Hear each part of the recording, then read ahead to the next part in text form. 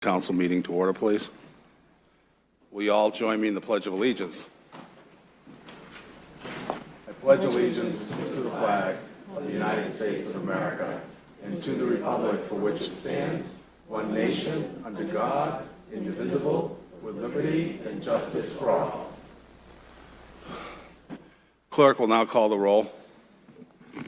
Councillor Fournier, absent. Councillor Grant. Here. Councillor Sykes. Here. Councillor Ali. Here. Councillor Pelletier, absent. Councillor McNevich. Here. Councillor Bullitt. Here. Councillor Phillips. Here. Mayor Dion. Here. Thank you.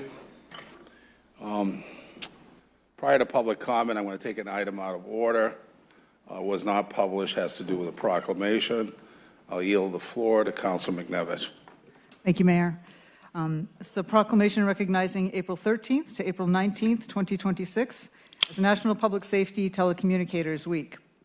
Whereas the safety of our residents is dependent upon the prompt and efficient response of police, fire, and emergency medical services, and whereas public safety telecommunicators are the first and most critical contact our citizens have with emergency services, serving as the unseen first responders who calm callers, gather vital information, and ensure help is on the way.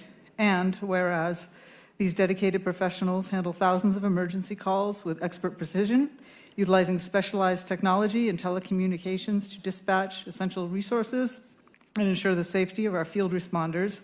And whereas the work of a public safety telecommunicator requires exceptional multitasking abilities, a high level of technical skill, and an unwavering commitment to the well-being of the community, often under high stress and life-threatening conditions.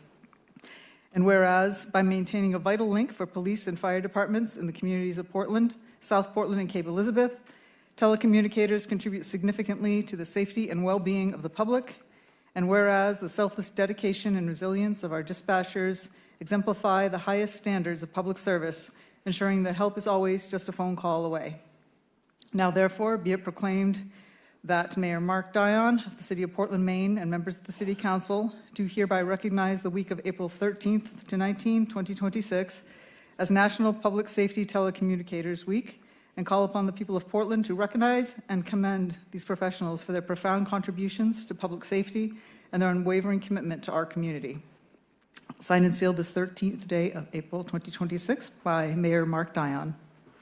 Thank you, And Councillor. I believe we have Brad, if you come to the rail, the Councillor will present.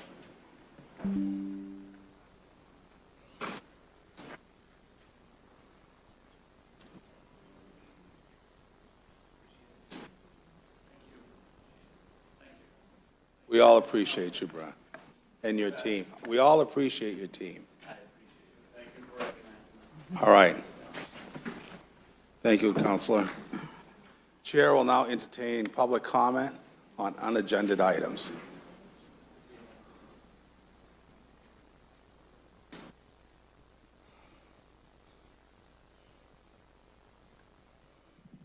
George Rowe, Hanover Street.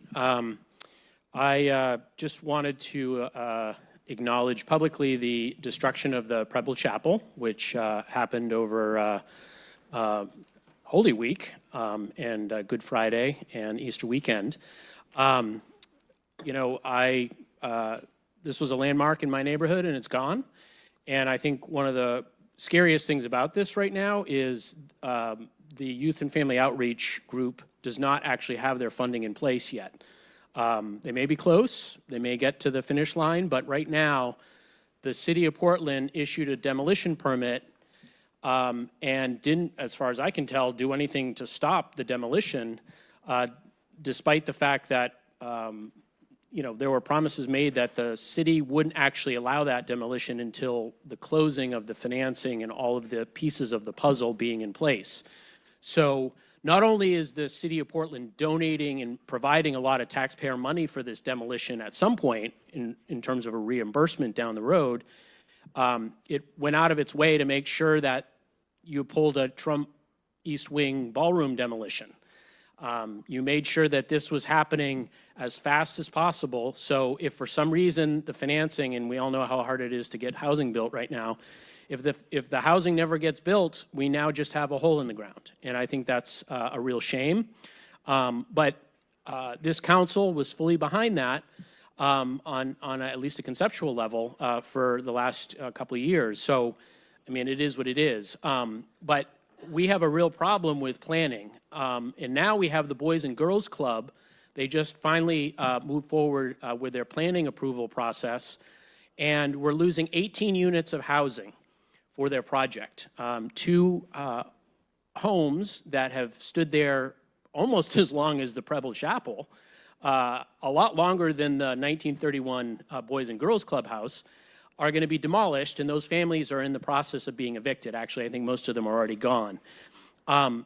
It's not clear from the planning board materials because there was no disclosure, even though it's required, about exactly what those layouts and that housing, those dwellings looked like and exactly who was involved. But you know, those people are making a huge sacrifice. They're basically being kicked out of the city for us to move forward the work of a valuable nonprofit. I don't think anybody is against the Boys and Girls Club. They do great work.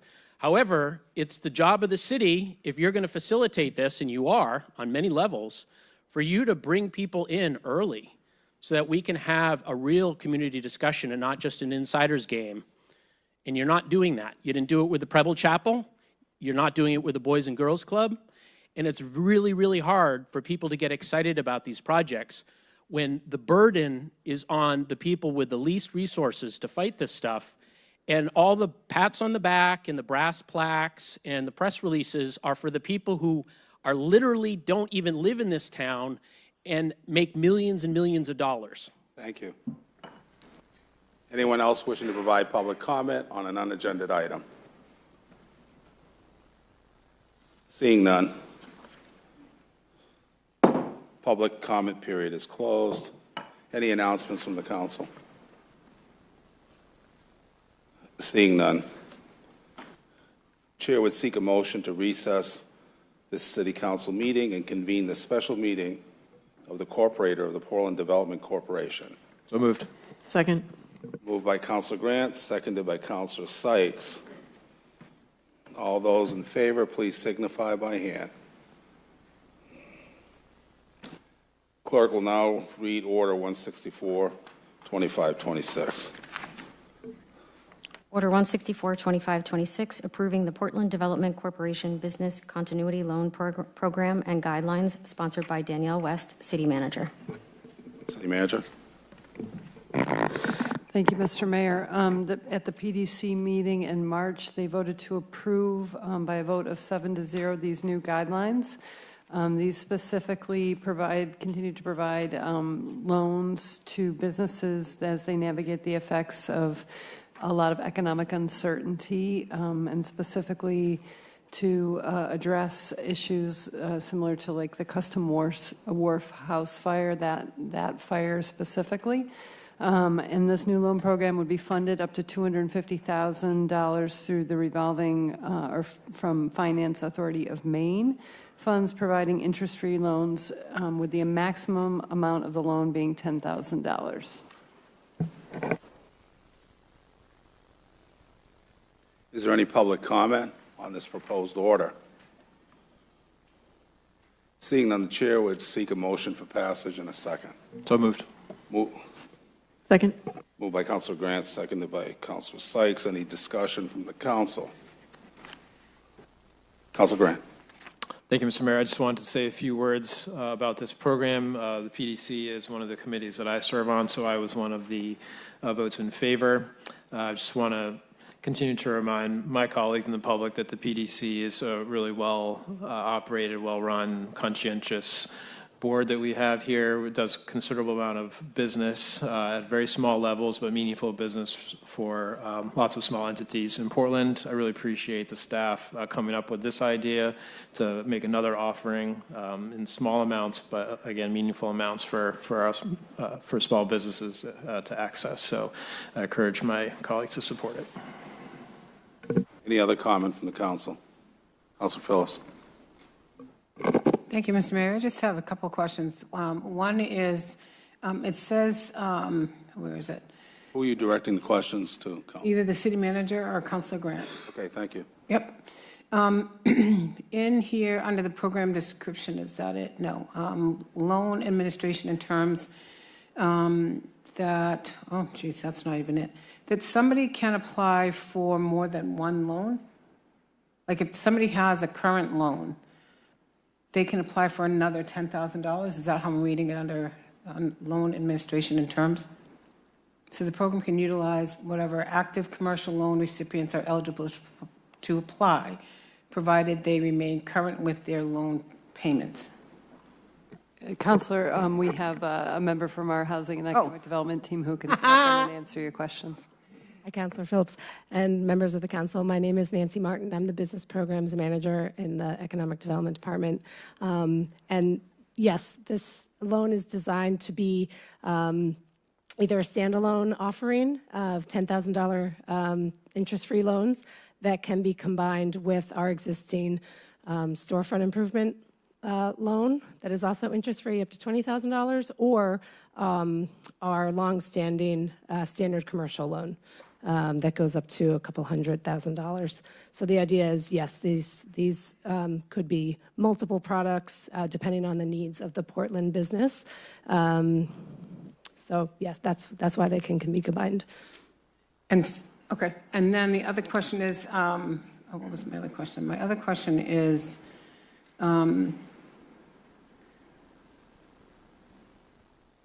how many times can somebody apply? Like for this particular one, can they apply once, or can they, because some may have extenuating circumstances that's different than the first one. So how many applications can one person actually apply for? And yeah. That's a good question. And I don't know if it's articulated this way in the guidelines, but the goal is for this, I think it really depends on interest and how many businesses actually apply and are approved for this loan. It's the applicants are still subject to the city's underwriting, but I think we really want to make sure that it's available to everyone, and I'm not sure that applying multiple times would address the intent of the program, but maybe generally, businesses are eligible to apply for multiple loans. We have clients in that situation through our standard commercial loan. Maybe they applied for a startup loan, and then a few years later, they apply again for an expansion loan. So I think theoretically it could be possible, but I think that when these loans are brought to the Portland Development Corporation for their consideration and approval, that will be one factor that they consider.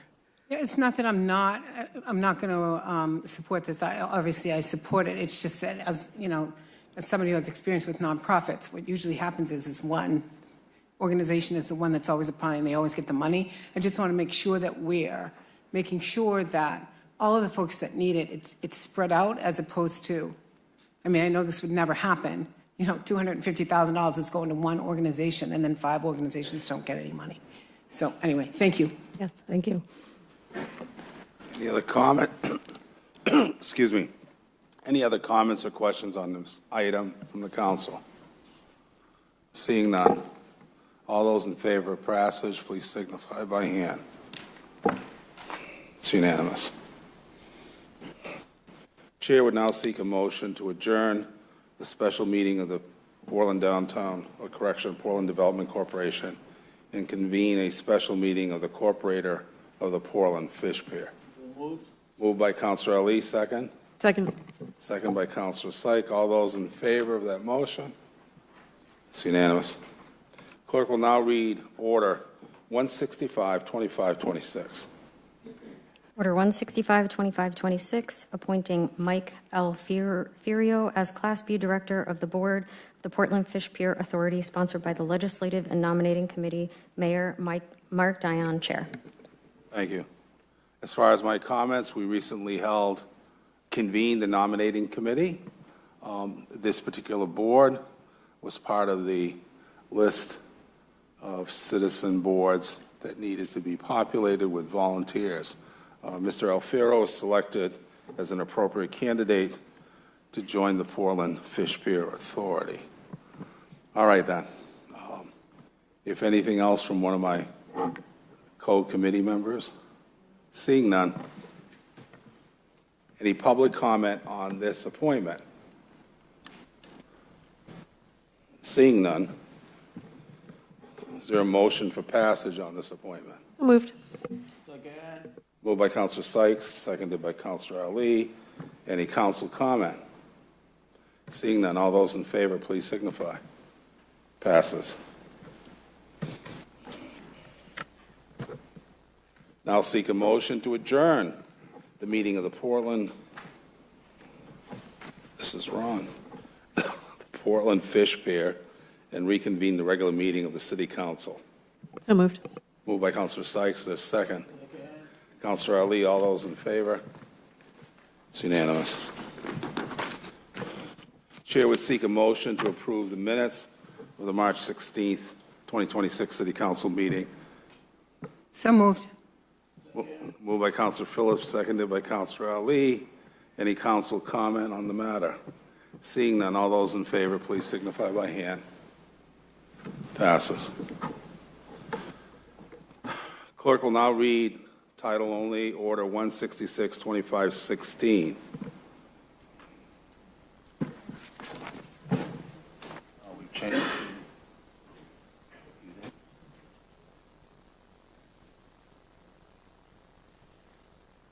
I said earlier, nothing's ever a straight line. Chair stands corrected. Clerk will read Order 166-2526. Order 166-2526, appointing Elizabeth Campson as constable for the Portland Police Department, sponsored by Danielle West, City Manager. Comment? Thank you. This is just a regular constable order to allow this urban ranger to be able to issue citations. This program is set up to help make sure that our downtown remains clean in a variety of ways and address a variety of potential issues that pop up that we don't have direct staff addressing. So that would be what this order allows. Thank you. Is there any public comment on this order? Seeing none, motion for passage. Second. Moved by Counselor Ali, seconded by Counselor McNevich. Any council comment or discussion? Seeing none, all those in favor, please signify by hand. Passes unanimous.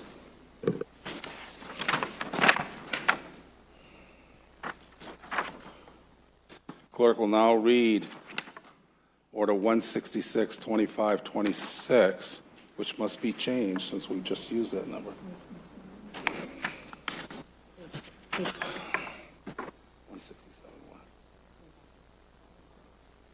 All right. Order 167, 2526. Order 167-2526, appointing wardens and ward clerks for the 2026-2027 election year, sponsored by Abby Lombard, Interim City Clerk. Comment from the clerk. This is just an annual appointment for the wardens and ward clerks that oversee the polling locations. Is there any public comment on this order? Seeing none, Chair seeks a motion for passage. Second. Moved by Counselor Ali, seconded by Counselor Sykes. Discussion. Seeing none, all those in favor, please signify. Passes unanimously. Clerk will now read Order 168-2526. Order 168-2526, appointing election clerks for the 2026 to 2028 election years, sponsored by Abby Lombard, Interim City Clerk. Comment from the clerk. Again, this is actually just a biannual appointment of the clerks that work at all the polling locations. Any public comment on this matter? Seeing none, motion for passage. Second. Moved by Counselor Ali, seconded by Counselor Sykes. Any comment from the council? Seeing none, all those in favor, please signify by hand. It's unanimous.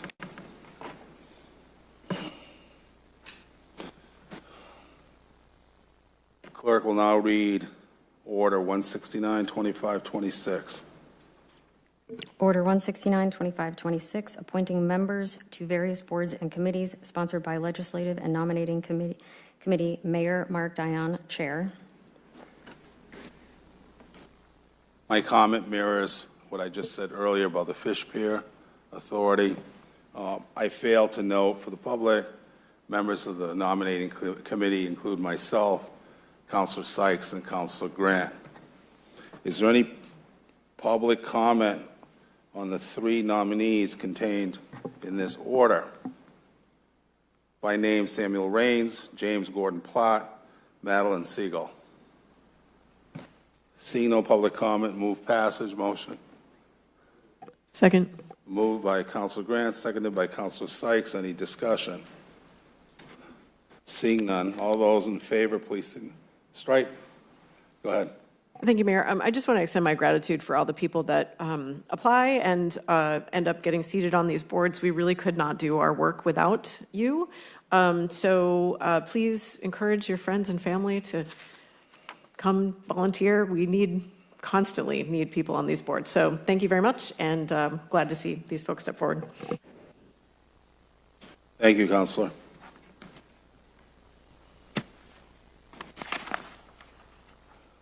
Clerk will now read Order 17025. I thought we did it. I just have a motion. All right, surprise me now. All those in favor? After a while, it just feels like it's happening. Go ahead. Thank you for bringing it to my attention. Some presidents have auto-signers. I have an auto-voter. All right, then. I'll be serious now.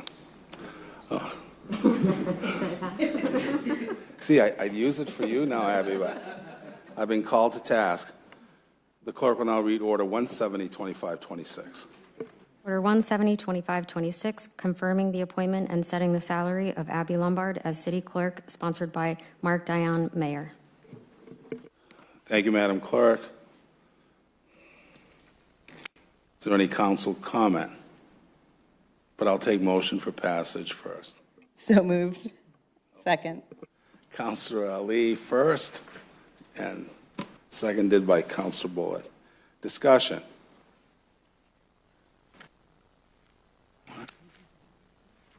Yeah. Strike. Should do public comment.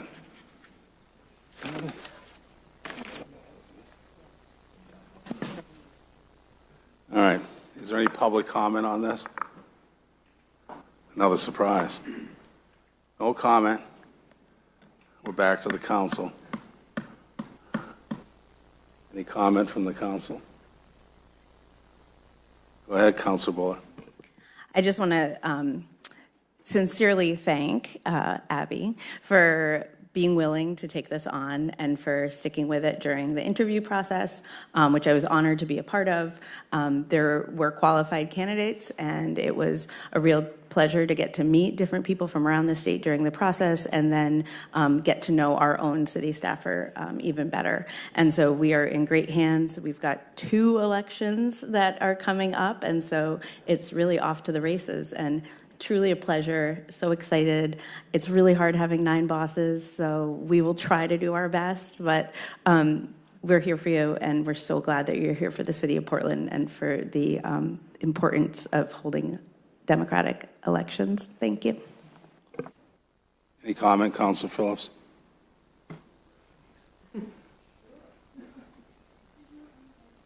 Yeah. Did I have my hand raised? I can only echo what Councilor Bullitt said.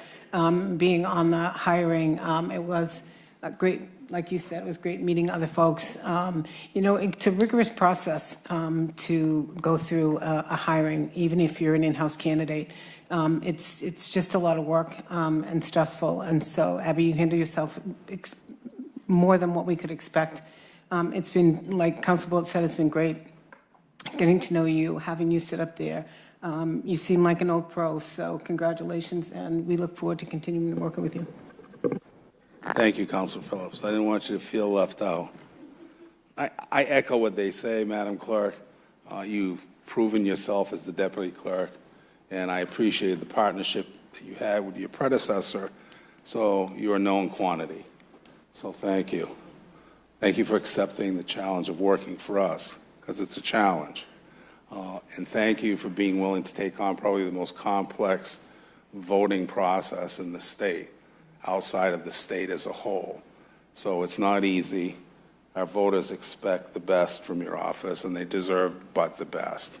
So I want the public to appreciate this is no slide-by job. This is a real tough challenge requiring professional expertise and good judgment. So this council has placed their trust in you. All right? And I also want to footnote, the council has 3 employees. The clerk this evening represents one of those slots.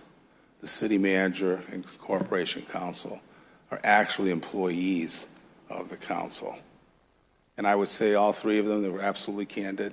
9 bosses is probably the toughest model to work on. You know, I came from a paramilitary structure where your boss was right above you and no one else. But they have to triangulate 9 personalities, expectations, and queries. So it's a tough job for anyone in those particular slots. So thank you all. With that,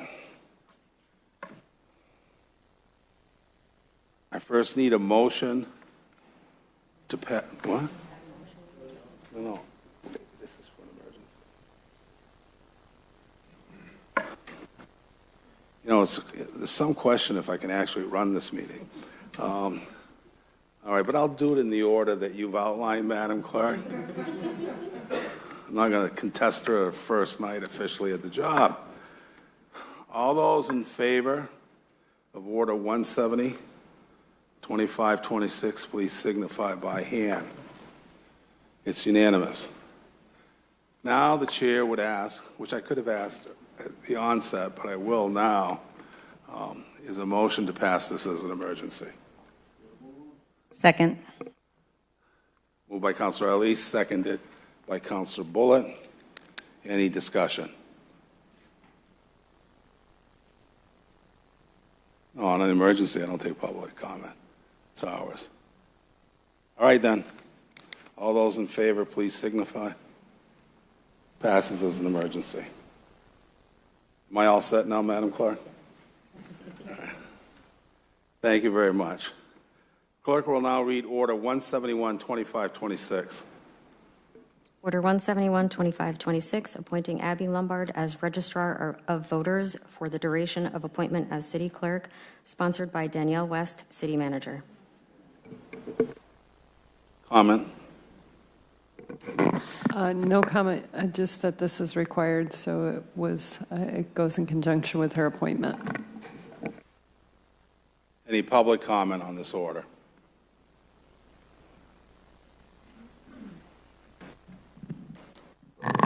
Stephen Scharf of Black Street in Portland. I do commend Ms. Lombard on her appointment. 2 things. One is she should not have read her own motions. You should have had either the Corporation Counsel or the City Manager read them. But that's just a minor piece.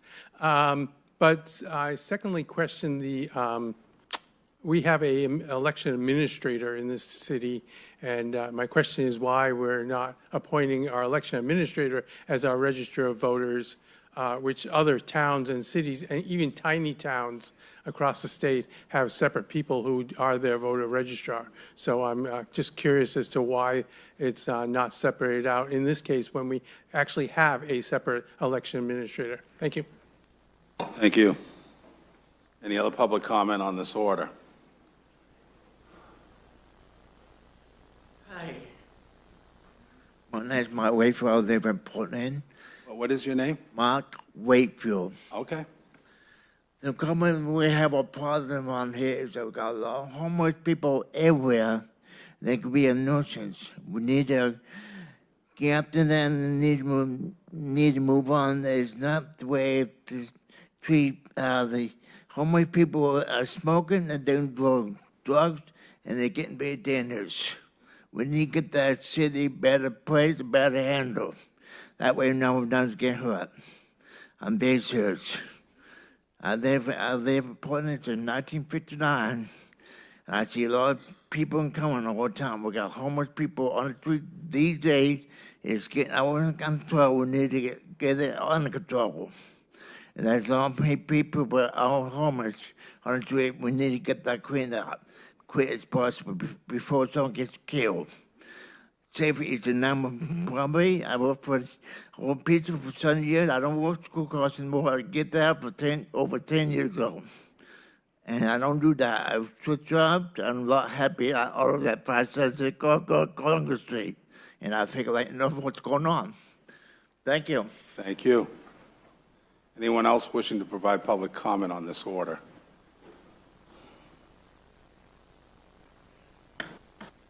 Chair would take a motion and a second to pass as an emergency.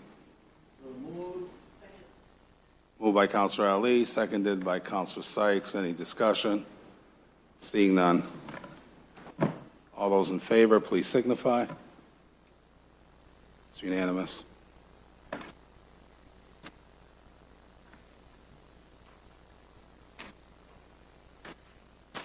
Clerk will now read orders 172, 25, 26, and 173, 25, 26, consent items. Order 172, 25, 26, granting municipal officers approval of Empire Chinese Kitchen application for Class 1 FSE at 575 Congress Street, sponsored by Danielle West, City Manager. Order 173, 25, 26, granting municipal officers approval of Barcata application for Class 4 FSE with outdoor dining on private property at 425 4th Street, sponsored by Danielle West, City Manager. Any comments from the City Manager? Any public comment on any of the applications in question?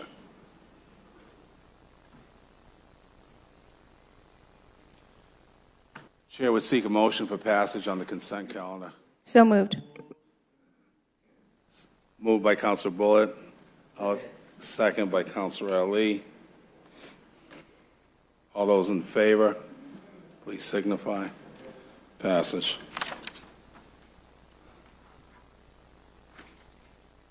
Are there any of the licensees here this evening?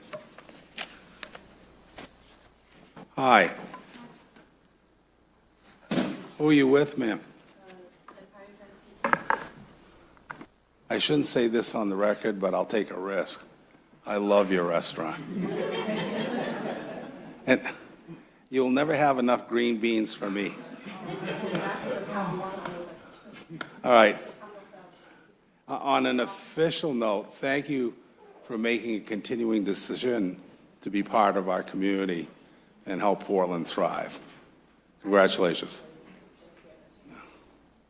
Now, if you want, you can stay for the rest of the meeting. I say that each and every time, and no one takes me up on it. Do you want to stay for the rest of the meeting? You don't have to. She said she'll try. All right. Thank you. All right. Clerk will now read Order 174, 25, 26. Order 174, 25, 26, receiving and referring City Manager's fiscal year 2027 municipal budget to the Finance Committee and setting date of public hearing on the fiscal year 2027 municipal budget and fiscal year 2027 appropriation resolved, sponsored by Danielle West, City Manager. Thank you. Tonight I'm submitting my recommended $363.9 million fiscal year 2027 municipal operating budget. This was the fifth time that I put together an operating budget, and I have said this in the past 5 years, I think, but they have gotten increasingly more complex and difficult, and this year was no exception.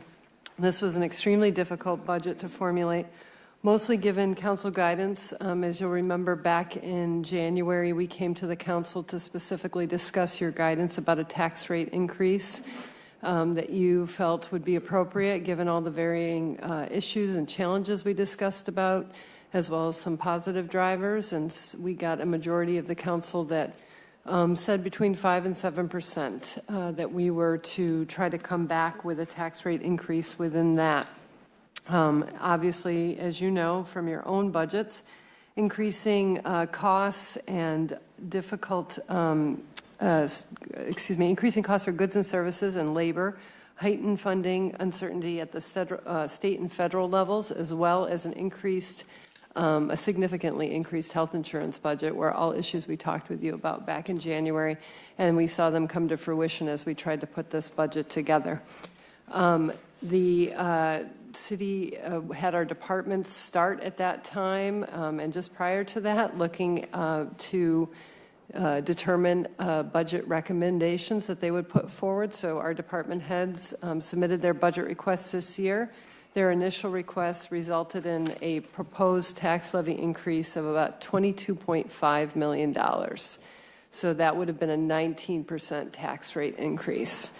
We realized that, coupled with some of those non-departmental expenses that we were talking about, including the health insurance costs of most note, would drive that up to close to $24 million, or a 21% tax rate increase. So that is significant, and we had a lot of work to do to get back within the 5 to 7% that the council talked about in January, cut about $18 million specifically. I really want to thank the department heads and Brendan O'Connell specifically and his team, who worked really hard to try to come within that guidance. They went back to the drawing board, so to speak, and really looked at their budgets top to bottom to find ways in which that they could save and put forward proposals or recommendations for us to consider to try to meet the council's guidance. They presented me with many options, including position cuts, not filling vacancies, delaying expenses to future years. We looked at, of course, raising fees across the board. All of that with an eye towards maintaining core city services, because that was, again, something that the council mentioned back in January that we should be focused on. And that was further corroborated by the survey that we did. The residents of the city took a survey, and the majority of those individuals indicated that they were pleased with our core city services, and they did not want to see those be impacted. So we worked hard to try to keep that as we move forward with this budget. You will see in the budget that we'll discuss in more detail in the Finance Committee that the most notable reduction that we have is a reduction of 74.3 FTEs from the general fund budget. Most of those positions are vacant, but a majority of them do result from layoffs as well, with regard to our closure of services at 166, which serves single asylum seekers, as well as a reduction in services at the family shelter. We also had a variety of fees, as I mentioned, in a number of departments that will be increased in this proposal. Those cross departments, from fire to health and human services to parking to parks, rec, and facilities to planning, and many more. We had, as I mentioned, the significant challenge from the beginning to address our health insurance costs. We were faced with an over 30% increase, and there was a variety of costs that we had to get under control. That budget this year, we had to address a $6.6 million specific increase, so that was significant. I know it was never easy to come up with these determinations, but we had to pull back on GLP-1 coverage for weight loss, as well as address premiums and pass more of those costs along to our employees, which is never easy and is always very difficult. So you'll see that reflected in this fiscal year. And I would also note that we, in this past year, as we talked to you about recently at the Finance Committee, we struggled with high-cost claims that we got hit with in this budget. We're self-insured, so those were significant. We had some even million-dollar claims totals, and so those were significant costs that we had to address. So we are going to be putting in place a stop-loss insurance to help ensure that we address those costs, or have that as a backstop to address those costs for the next fiscal year, so we aren't in such a precarious position. Obviously, we have continued to work with our state delegation in Augusta to address the state funding for general assistance, which is how we pay for our homeless services. We've continually asked the state to provide more funding on that front, mostly because we serve a significant portion of people that are not from the city of Portland. We actually provide a service, quite honestly, for many people throughout the state. And so that has been reflected in previous legislatures by having 90% of our general assistance costs covered by the state. That has since been reduced. We're now down to 70%, and we are continually trying to get it back to that 90%. It looks like this year we won't see that happen again, but we're going to continue to try. We also have been successful with receiving one-time funds in the past from the state to address those costs, but unfortunately, those don't look like they will be coming to fruition either. We did see also a reduction in our revenue sharing funding from the state, so there was a lot of significant cost shifts that came from the state and federal government this past year, as was the case last year, that we are having to try to address at the local level. I mentioned we worked with you all, the council, to address our emergency shelter services due to a decrease in the number of asylum seekers presenting in Portland. We did wrap up that 166 service, and we will be, like I said, addressing our family shelter services for similar reasons and reducing those as well. So ultimately, we were able to bring forward a budget this evening that I think addresses, to the best of our ability, given that council guidance, all of the varying concerns, and addresses council goals, as well as works to continue to address and provide core city services as the community survey focused on. You will see that as we dive into that discussion actually this Thursday at the Finance Committee. April 16th will be our first night where we'll be going in detail into the operating budget and really talking to you about the ways in which we had to close that budget gap that I mentioned to get from those original department requests down to the council guidance, and really talk in detail about those FTE reductions from the general fund, and talk about the fact that we will again be having to use a fund balance. This is something we're going to try to wean ourselves off of.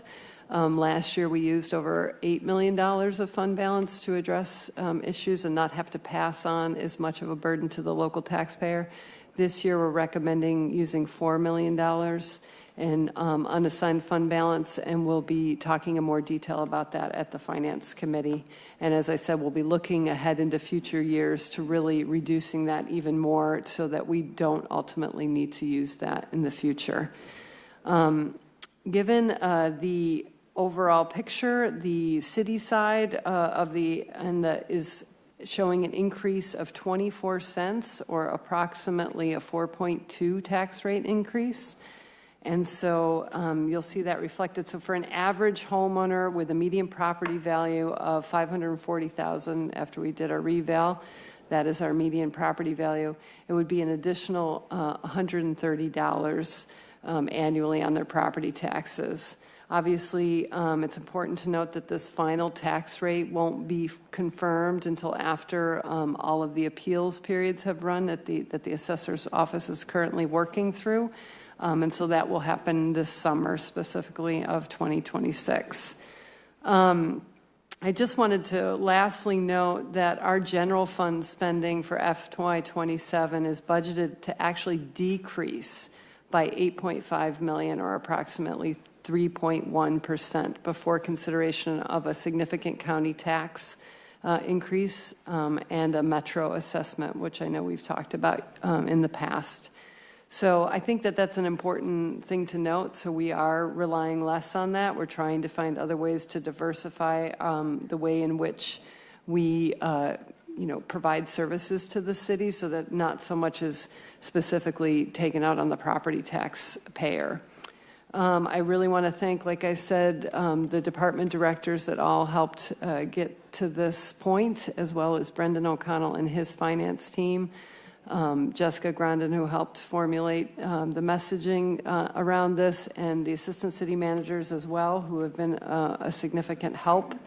And I also want to note, at the end of my budget letter, I think it's always nice to talk about and recap all of the various things that city staff have done over the last fiscal year. So you'll see in the last pages of my budget letter, I really highlight a significant number of achievements that staff have done across departments throughout the last fiscal year.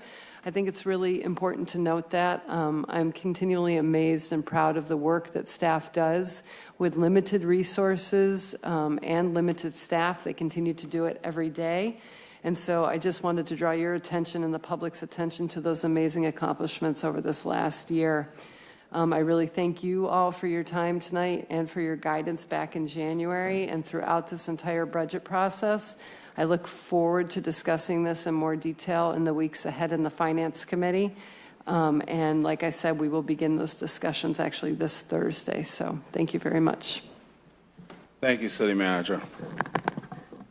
Charter requires that the mayor pass on a comment to the public about the budget. And when I thought about this issue over the weekend, as some of you know, I'm prone to write a lot and speak longer. So I put it upon myself to actually write something down, which is unusual for me. I'd rather speak from the cuff. But I wanted to be intentional and brief, because we're not here to hear me speak tonight so much, but to start to consider what's before us. I want to thank City Manager West and her team for their extensive effort that was required to bring this draft to us tonight. I personally want to thank Danielle for bouncing questions and ideas off me through the process, so I had some sense of what her executive team was trying to deal with in crafting this budget. This evening, we will refer this proposal to the Finance Committee. I look forward to the thoughtful, transparent deliberations of that committee and the council. It is a practice of that committee to invite and welcome councilors who are not members to offer their questions, comments, and suggestions. And I hope this cycle is no different. This budget is not merely a ledger of city needs. It is a direct withdrawal from the hard-earned income and savings of the people we serve. While our community continues to grow in vision and ambition, we are doing so under the weight of real economic pressures. These challenges are shared, felt by our departments at City Hall, and most acutely by our neighbors at their kitchen tables. My goal is to partner with all of you on the council in balancing our city's needs with our residents' financial realities. Together, let us apply two guiding questions to our review of this proposed budget. One, is this expense essential to the mission? Two, is it affordable for the taxpayers we serve?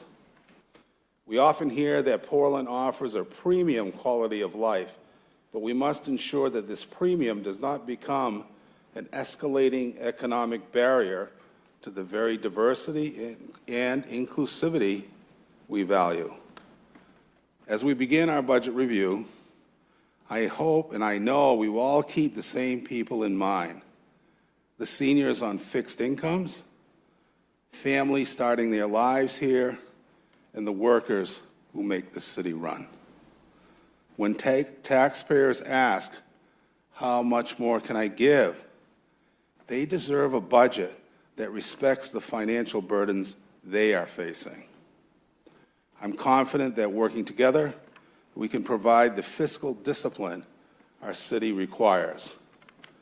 This will mean making difficult choices and, when necessary, saying no to programs we all value, to protect the core services that everyone relies on. By focusing on our baseline operational needs, we can ensure the foundational health and safety of Portland remains strong without overburdening those who are already stretched to the limit.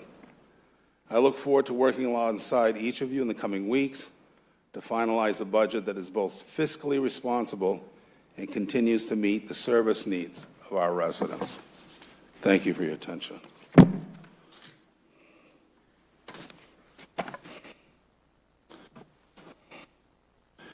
Chair would seek public comment. However, public comment is simply limited and strictly limited to the procedural question as to whether or not this item should be referred to the Finance Committee. There's not an opportunity for commentary on the substantive elements of that budget. That said, is there any public comment?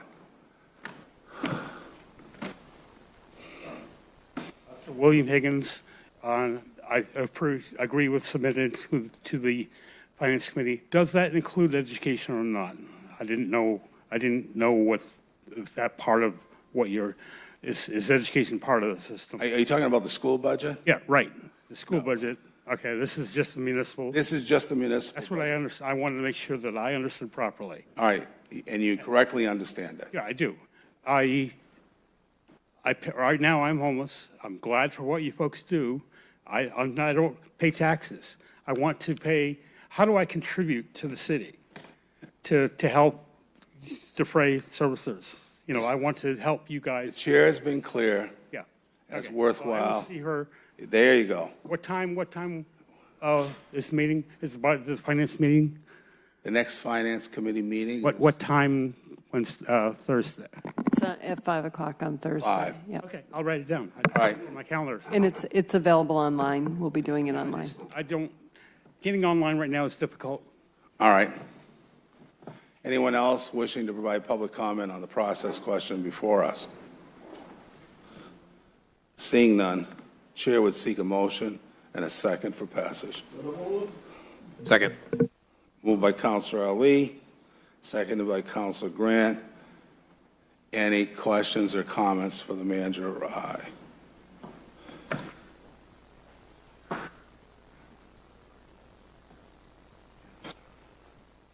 I just want to make sure, I'll take a page out of Mr. Higgins' playbook. Passage of this motion will refer the matter in the document to the Finance Committee. That said, all those in favor, please signify by hand. Unanimous.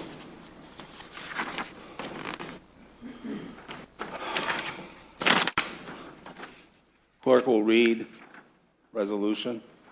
Resolve 9/25/26.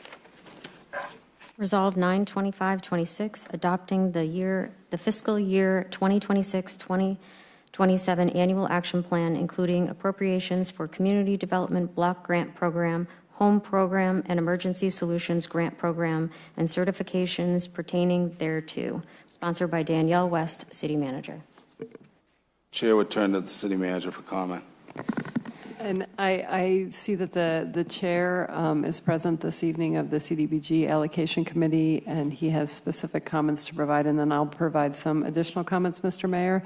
And I would just note for the record that we are required under federal law to have 2 public hearings. This is the first one. The second one will be at our second meeting in April, which is on the 27th. You can provide comment at that meeting or at this meeting, but one or the other. We'll be keeping track of who comments so that we don't have repeats. And the clerk will be keeping track of that, but I'd be happy to have the chair come forward and present his comments. Thank you. Like the mayor, I have a tendency to run off if I don't write things down, so if you don't mind, I've got a prepared statement I just read tonight. Thank you. Good evening, council members. My name is Teal Smith, and I am the chair of the Community Development Block Grant Allocation Committee for the 2026-2027 program year. I'm here this evening to briefly walk you through the committee's process, highlight our funding recommendations, and note one small update based on HUD's final allocation amount. CDB applications were made available October 20th, 2025, and proposals were due on November 19th, 2025. The allocation committee met 7 times between December 10th, 2025 and February 12th, 2026 to review applications across 3 categories: administration and planning, development activities, and social service activities. Each committee member read every application individually prior to meetings.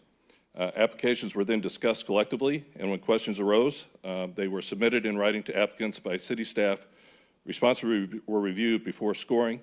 Applications were scored using a matrix aligned with city council priorities, and final rankings were based on those scores. As in prior years, the demand for CDBG funding exceeded available resources.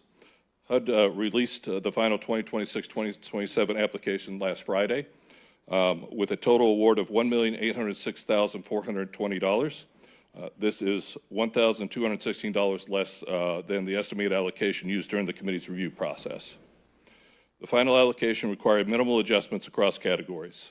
The administration and planning budget decreased by $243.20, and the development activities budget decreased by $571.52. Because development activities were not fully allocated, no project funding changes were required in that category. We would like to thank all applicants for the high quality of the proposals and for the essential services they provide to our community.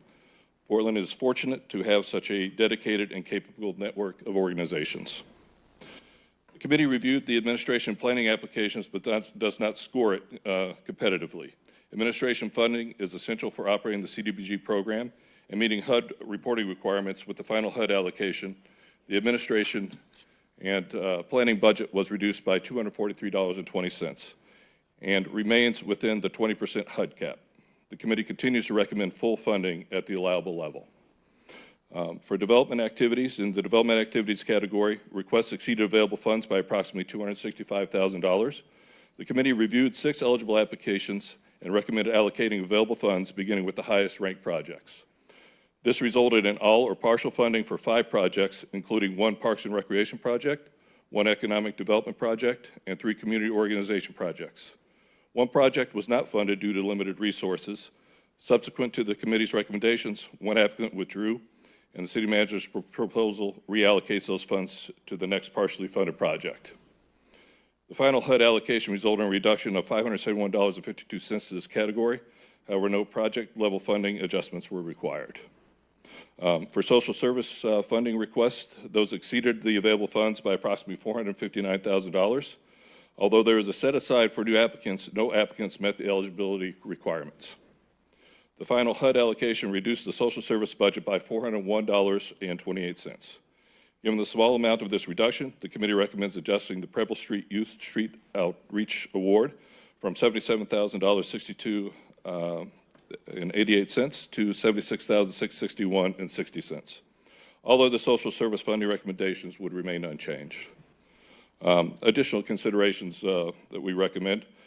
Beyond the scoring results, the committee identified 2 additional considerations. First, we recommend allocating the $20,000 in Cotton Street funds to support a food-related program, as no food initiatives are funded under the current allocation scenario.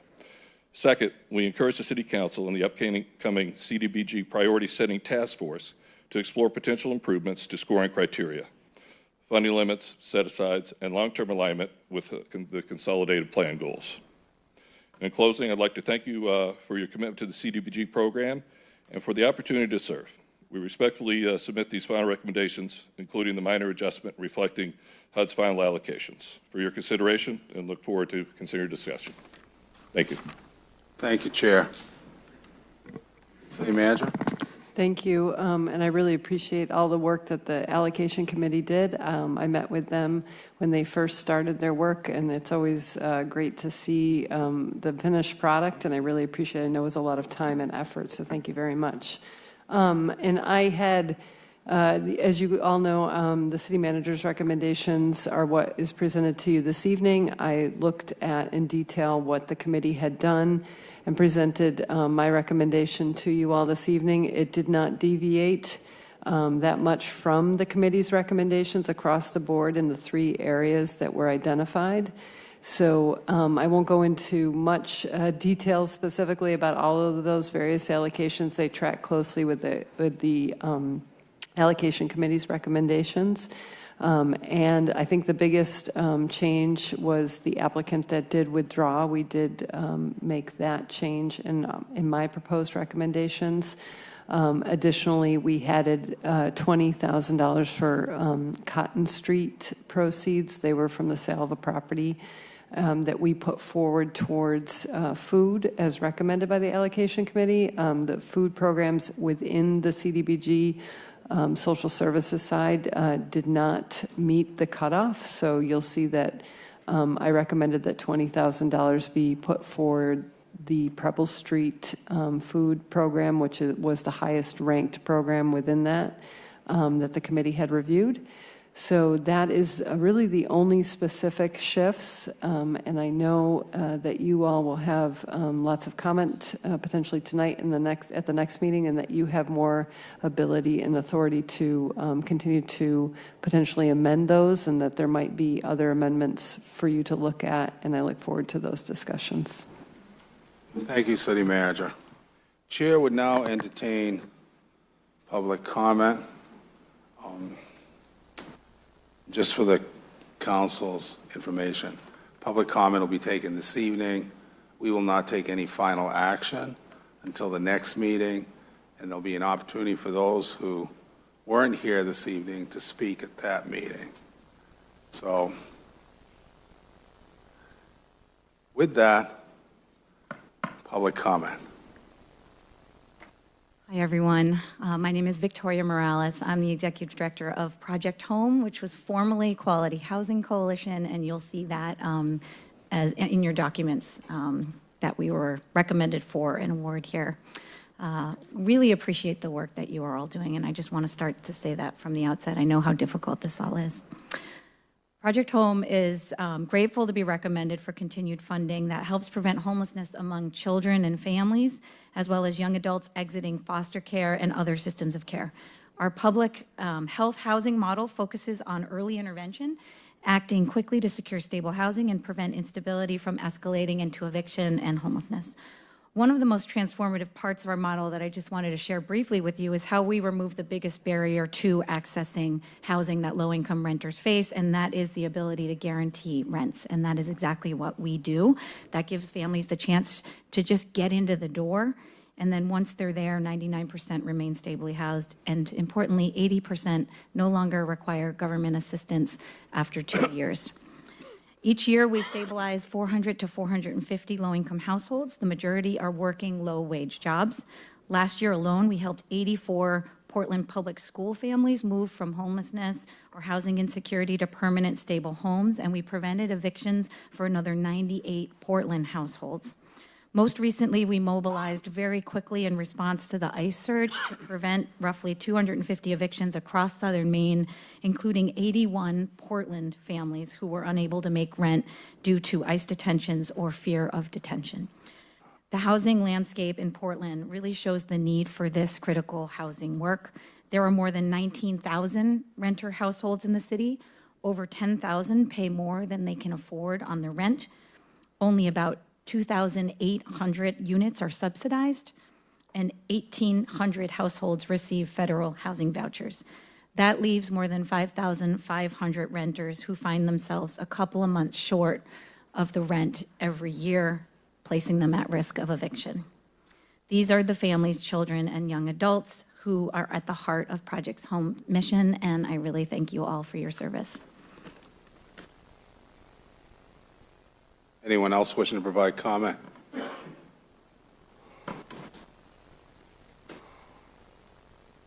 Good evening, everyone. Thank you for having us here tonight. My name is Nicole Proctor. I am the Executive Director for the Portland Recovery Community Center, and I've been thinking all day how to make this exciting to talk about a parking lot, but the truth is a parking lot's really not that exciting, but it is something that we need desperately at our center. It's crucial for the safety and accessibility of our center. PRCC is a recovery community organization opening in 2012. We offer 3 things, mostly peer support, which comes in the form of recovery coaching, or we offer 55 or more weekly meetings and activities. We had 52,000 sign-ins last calendar year of people coming to our meetings and activities throughout the year. We'd also provide public education on recovery and stigma, and we are active in advocating for meaningful policy that affects our community. PRCC is peer-led and peer-based and provides free support services to all individuals that come through our doors. A study at the Recovery Research Institute of Harvard Medical School found that recovery community centers improve the outcomes and improve recovery outcomes, and improve psychological well-being and improve quality of life within the first 3 months of participation at a center. It can take 15 years of recovery to reach the same quality of life as a general population without addiction. While engagement in the Recovery Community Center reduces that time frame down to 5 years before they'd reach the same quality of life. We're planning an expansion to offer family and youth services in the next year, and this will also be completely free to the public. One of our longtime volunteers, an older adult in her 70s, who I'll call Lucy. Lucy had a fall last year in our driveway. She was carrying something out to her car when she tripped on our uneven pavement. The fall was serious enough that it broke her arm, and we care deeply about our members and our volunteers, and we don't want to see this happen to anybody else. We're grateful for your support in our request, and it's the foundation that we need for our future Friends and Family Center, which will be right across the parking lot on the same campus, and it will provide safer access and better lighting for our entire campus. This month, we received a 30% budget cut from our state funding, and this project is a life... Excuse me. Yes. Hi. You're out of time. Okay. Unless you want to finish the thought, by all means. Nope, that's it, really. Okay, thank you. Thanks. Anyone else wishing to provide comment?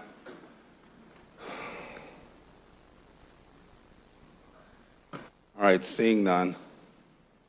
As I said to the council, we're going to revisit this again on the 27th. However, if you want to have comment this evening or ask a question of Chair Teal or the manager, the floor is yours. Seeing none, clerk will now read Order 158-2526. Order 158-2526, accepting and appropriating a $500 donation from Ali Reza Shaheen Koja Tezad to the Shahnaz Magar Hummingbird Grant Program, sponsored by Danielle West, City Manager. Comments from the manager?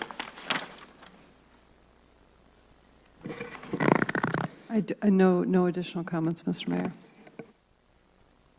Any public comment on this proposed donation order?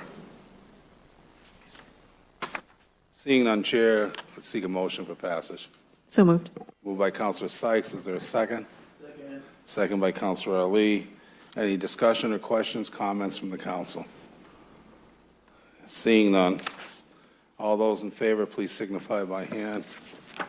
Passes unanimously. Clerk will now read Order 159-2526. Order 159-2526, approving subaward agreement between Maine Health and the City of Portland and accepting and appropriating $23,815.42 for Project Dharma, sponsored by Danielle West, City Manager. Comment from the City Manager.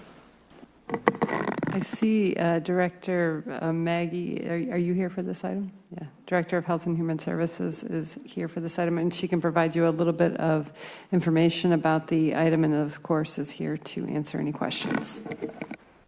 Happy to provide some information. Good evening, council members. This is an important grant which would allow us to expand. Director, can you identify yourselves for the folks at home? My name is Maggie McLaughlin. I'm the Director of Health and Human Services for the city. Proceed. This is an important grant which would allow us to expand our services that we offer for the community. In partnership with Maine Health, it essentially allows for something called drug checking services That allows us to have a better sense of what's going on in the drug supply at any given time. The overarching goal is to reduce overdoses, particularly overdose fatalities.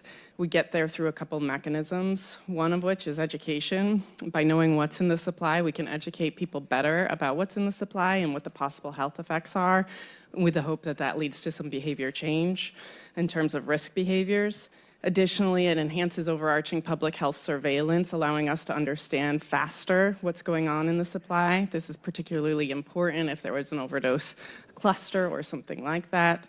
It also increases our ability to provide linkages and referrals across the network by sharing this information across providers like the hospital system, social service providers, as well as public health providers. In turn, with people coming in and engaging with the service, we have more opportunities to refer to other types of wraparound services, everything from essential needs to linkages to PRCC and others. Happy to take any questions. It's part of a larger grant that will be measured. We have some outcome variables, and we're pretty excited to see the impact this could have. Thank you, Director. Anyone else in the public wishing to provide comment on this proposed order? You're welcome.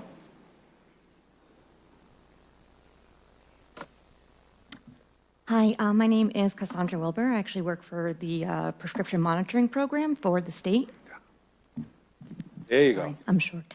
My name's Cassandra Wilbur. I work for the prescription monitoring program for the state, and I've actually had the pleasure of being at a few different conferences where Project Dharma has presented their findings, and it's pretty incredible. Some of the people that do the testing were there, and they said that they have actually seen people throw drugs away in front of them when they came back and had positive for fentanyl or other things in them. And so I just wanted to speak positively about the program and having a site here, and that I think that it does really great things for a whole host of reasons, but certainly for public safety. Thank you. Anyone else wishing to provide public comment on this proposed order? Sorry, I forgot to put my name and address when I talked earlier. It's William Higgins, 654 Riverside Street. Thank you. You're welcome. Anyone else wishing to speak to this particular order? Addendums are always welcome. Seeing none. Chair would seek a motion second for passage. So moved. Moved by Councilor Bullitt, seconded by Councilor Ali. Any questions or discussions from the council? Councilor Bullitt. I just really want to thank the public health staff for seeking this out and the Maine Health staff for seeking this out. I also was at the governor's opioid conference when this was presented from another state, and it was all very excited. And it's hard in this field, in this culture right now, in this moment in American government to be excited about something at a public health conference. And so it's pretty cool to have been at that a year ago and now see it happening. So thanks to everybody who put in the really hard work to get this project off the ground here in Portland. Any other comments or questions? Councilor Sykes. Thank you. This is a really interesting program. I just have a few nuts and bolts questions, since it sounds like it's new, right? We haven't done this before? This is our first year? Yeah? Director. Come here. Tell us more. So you're testing the drug supply, the illegal street drug supply, when you can get the drugs, I assume. I don't know where they come from. And then, so is there an enforcement perspective of this? I mean, is there information that's gleaned for the purpose of understanding patterns in, I don't know, where drugs are coming from, or, can we drill down into the signature of some of these chemicals to find out more precisely where they come from and to prevent them from entering our supply? I'm just curious about the, beyond the public health standpoint. I think if I can speak to the public health standpoint, the beyond, I think we need other departments to be here. What I can say is, because of the participation across the nation around this, we are given early indicators of how the drug supply is changing. For example, a recent indulgerant has started in the Philadelphia, Pittsburgh area, and we were aware then when it came to us, what were some of the implications of that. What this would allow us to do, though, is to be more real-time and more specific to the Portland context. Right now in the state of Maine, this is only available in Washington County and Biddeford. And for our population, it would be significant to be able to add to that body of data, both on an individual level as well as widely for the state more broadly, to understand what's happening in the supply. Now, obviously, this is information that we gather through a collaborative way. One of the key parts of this grant is involving individuals who use drugs in designing the research protocol. So their voices are central in how we think about those questionnaires. So we are asking questions. What did you understand when you gathered this drug? What was your interest? Things like that, that give us an idea that points to some of the dynamics in the larger market. Obviously, as that relates to enforcement, that's a different department. But for our side, we're focused on the public health component of it and how we then share that information and leverage the people who feel empowered by that information to then share with people who aren't even touching the program. As far as nuts and bolts, it's just testing residue. And somebody will come in and we swab it. It's a spectroscopy machine. That's helpful. So I'm just a little bit interested in the privacy component of this as far as information sharing with the police around information that might be gotten from clients. And can you just speak a little bit to that, the privacy aspect of it? Data is totally anonymized, so it's not traced to an individual level. Anything else? Councilor McNevich, don't go away, Director. Get back here. Just because one's ended, that doesn't mean anything. It's kind of along the same lines in terms of the testing. How comprehensive is it? Like, what range of substances are you able to test for? And are there limitations? How accurate is it? I'll answer to the best of my ability. It's a spectroscopy tool. It's called the FTIR tool, Fourier Transform Infrared Spectroscopy, to be exact. And so it's really matching the chemical signature. So in principle, any chemical signature it's going to be picking up on. And then what we're doing is matching that with training on our side together with Maine Health to interpret that data. So in principle, it could be used for other purposes and to measure other types of substances outside of the drug supply that we're looking at. But our focus and our training will be only for the drug supply. Okay, yeah, I know the supply changes frequently in terms of ingredients, and that's why I was curious about how comprehensive it is, and if it's already hard to kind of keep up with those changes. And then, so what does that look like in practice? Is it going out? How are you engaging with people and the chain of custody of the supply that you're testing? Yeah, so we are currently at the focus group discussion stage of this project. So already Maine Health has kicked off some of the focus group discussions, and those discussions are really driving the interpretation of how this can be the most successful by engaging people and making them want to engage with the project. Those will then go, and all that data will be coded into qualitative data sets, which will then feed into several integrated workshops we'll be participating in if this grant moves forward. And during those workshops, we'll be refining the protocols on all of that before it goes live. Okay. I have one more thing. Since discarding drugs was mentioned, is that in the budget? You know, if you've got someone who's willing to relinquish what they've got because they feel it's unsafe.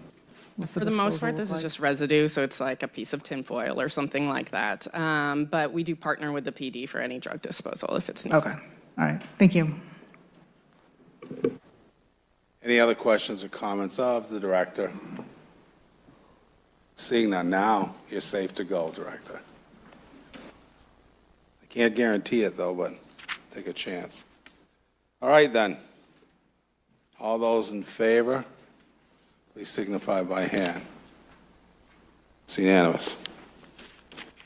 Clerk will now read Order 160-2526. Order 160-2526, approving memorandum of agreement and accepting and appropriating $300,000 from Trinity Episcopal Church regarding Trinity Park, sponsored by Danielle West, City Manager. Comments from the City Manager? Director Hippel is present this evening, and he will provide some background on this item and is available for questions. Good evening. Ethan Hippel, Director of Parks, Recreation, and Facilities Department. This is a generous donation from Trinity Church on Forest Avenue near Woodford's Corner. The city owns a parcel in front of the church that's actually a park. That's called Trinity Park. It's got a little fountain and some landscaping, and it is the church has offered to completely fund landscape improvements and improvements to the fountain in that public piece of property.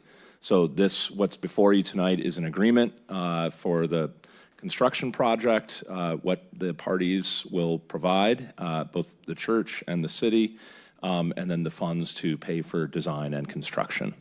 So design has already been done, and this basically would fund the construction of the project. So I'm here for questions if you've got them. Thank you, Director. We'll Thank take you. public comment first.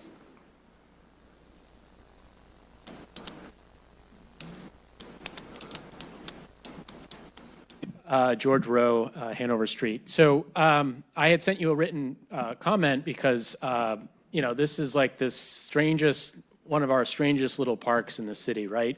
You're driving up and down Forest, maybe your whole lifetime, never really knowing what's going on there.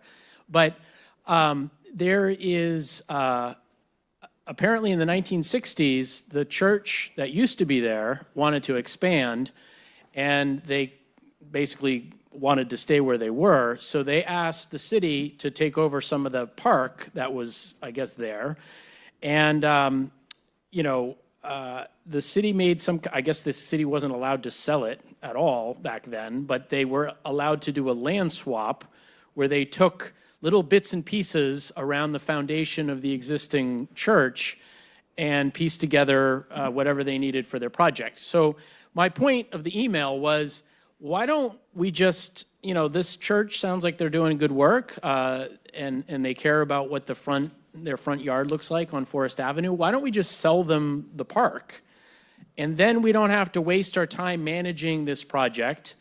If we are worried about something happening to this church someday, we can maybe put in some kind of reversion clause where they have to give us an offer to buy it back if they ever sold or, decided they wanted to put condos above their church. But I think that, there are so many projects that aren't getting attention in this city, and our staff doesn't really need to be managing the Trinity Church beautification front yard project. But I do know, because I've been involved over the years in various places with anything that goes through the public process, the church is spending a lot more money doing this through the city of Portland than if they just did it themselves, both in time and probably money. And not to any great result, right? We're not necessarily getting a lot of better out of this. We're just wasting time and energy that we could spend, managing the Congress Square, improvements, right? Which we didn't do a good job managing a couple of years ago. And that cost us time and money and a lot of embarrassment. So my point being that this is an opportunity, if the city was working behind the scenes, which you're always doing, for you to come out ahead instead of just doing the bureaucracy thing. And so it's just frustrating. I also think it's great, maybe you could highlight at some part of this project, maybe at the ribbon cutting or whatever, exactly how we got here, because it is one of the funniest, in my view, little stories about, post-war Portland and how we ended up with this crazy little park that I don't think anybody in this room, unless you're affiliated with the church, has ever actually spent more than 5 minutes on. Thank you.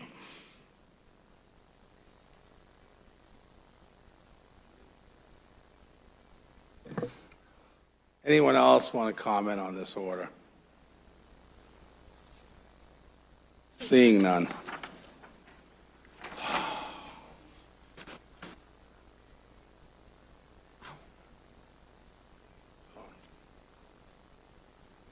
All right, then.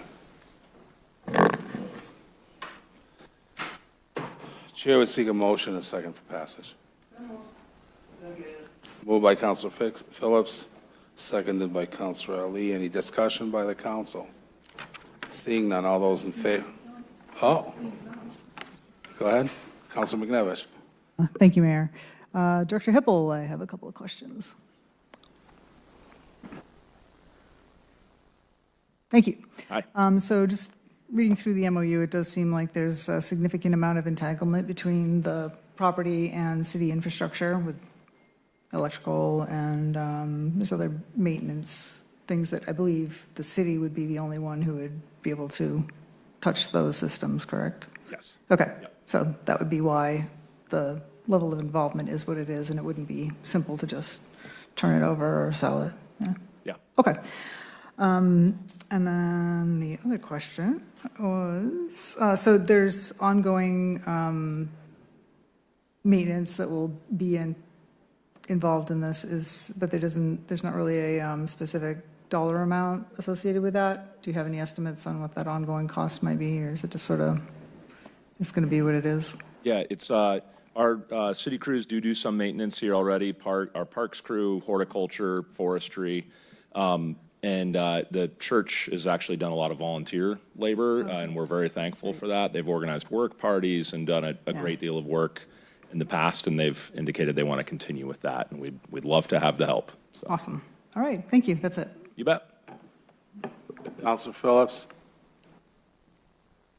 Thanks, Director. I don't have any questions for you. Councilor Ali and I were able to spend some time going over the plans for this and hearing. Is public comment over? Yeah, but go ahead. Sorry. May I make just a very quick comment to address? No, I'll write this second. Thank you. Yep. Go ahead, Councilor. And so we got to meet with the pastor and some of the neighbors, the friends of Woodford's, to go over the plans. We got to see the site. And so I just really and truly want to thank Trinity Church for all of their work on that. And also, of course, Ethan's department as well. It might be a funny story, but it is a cute little park in the front of the church. And Trinity Church, the folks there, have really dedicated a lot of time and energy not only to renovating this, but just the care that they have put into this park was really just quite eye-opening. I agree. I drive by it all the time. I think Mr. Rowe had mentioned that, but I drive by all the time. It was just like, okay, Trinity Church. And then, of course, we'd go in the back for the yearly Christmas fair. But just have a whole new found love for Trinity Church, all the work that they do, especially for this park. So again, thank you, Director, for all your work, and thank you, Trinity, for all of your work on this. Thank you. Any other comments from the council? If there's no objection from the council, I'll let the gentleman speak for 3 minutes on my discretion. Is this your first time here in the council, sir? In probably 10 years. All right, fair enough. Sorry. You don't have to say sorry. You have your 3 minutes. Go ahead. I just wanted to speak very quickly to the question that was... Could you say who you are, though? I'm sorry. My name's William Spear. I live on Bradley Street, and I am the church's treasurer. And I just wanted to speak very quickly to the question that was raised about ongoing maintenance. There is set aside an endowment fund that will be providing an ongoing sum in the order of perhaps $5,000 to $7,000 a year to support ongoing maintenance of the park. Thank you, sir. All right, then. There's a motion on the floor.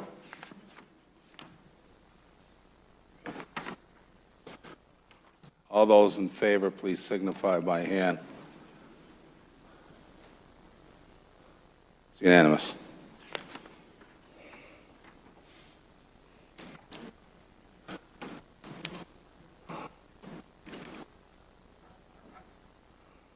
All right, then. The clerks will read orders 161, 25, 26, as well as 162, 25, 26, in order that I can solicit public opinion on both orders at the same time. Clerk will now read 161, 25, 26. Order 161-2526, appropriating bond proceeds and other funds for the city's FY 2027 capital improvement program, sponsored by the Finance Committee, April Fournier, Chair. Order 162-2526, authorizing general obligation bonds to finance a portion of the city's fiscal year FY 27 capital improvement program, sponsored by the Finance Committee, April Chair Fournier. Thank you. The chair would yield to Councilor Grant to speak for the Finance Committee on both items. Thank you, Mr. Mayor. In lieu of Chair Fournier's absence tonight, I'll just introduce the CIP for further action here. So over the last 6 months, the Finance Committee has been reviewing the city manager's recommended capital improvement plan, starting with a process review last year and continuing to specific project review in the late winter. This year's CIP includes almost $46.1 million of city-funded work spanning over 120 new projects. To fund these projects, the council is being asked to authorize $24.1 million in general obligation bonds and appropriate $22 million in other funding sources. These other funding sources include reallocation of older CIP, impact fees, and other types of alternative revenue sources, as noted in the CIP appendix. Projects of note include a significant amount of money which would complete a multi-year funding request for Congress Square Park, significant funding across multiple projects which will advance the city's Vision Zero goals, a significant amount of funding for Portland Public Schools to keep them warm, safe, and dry, funding for needed repair work at Portland Public Library, investment in our IT infrastructure, investment in city parks and public spaces, fleet vehicles, and much more.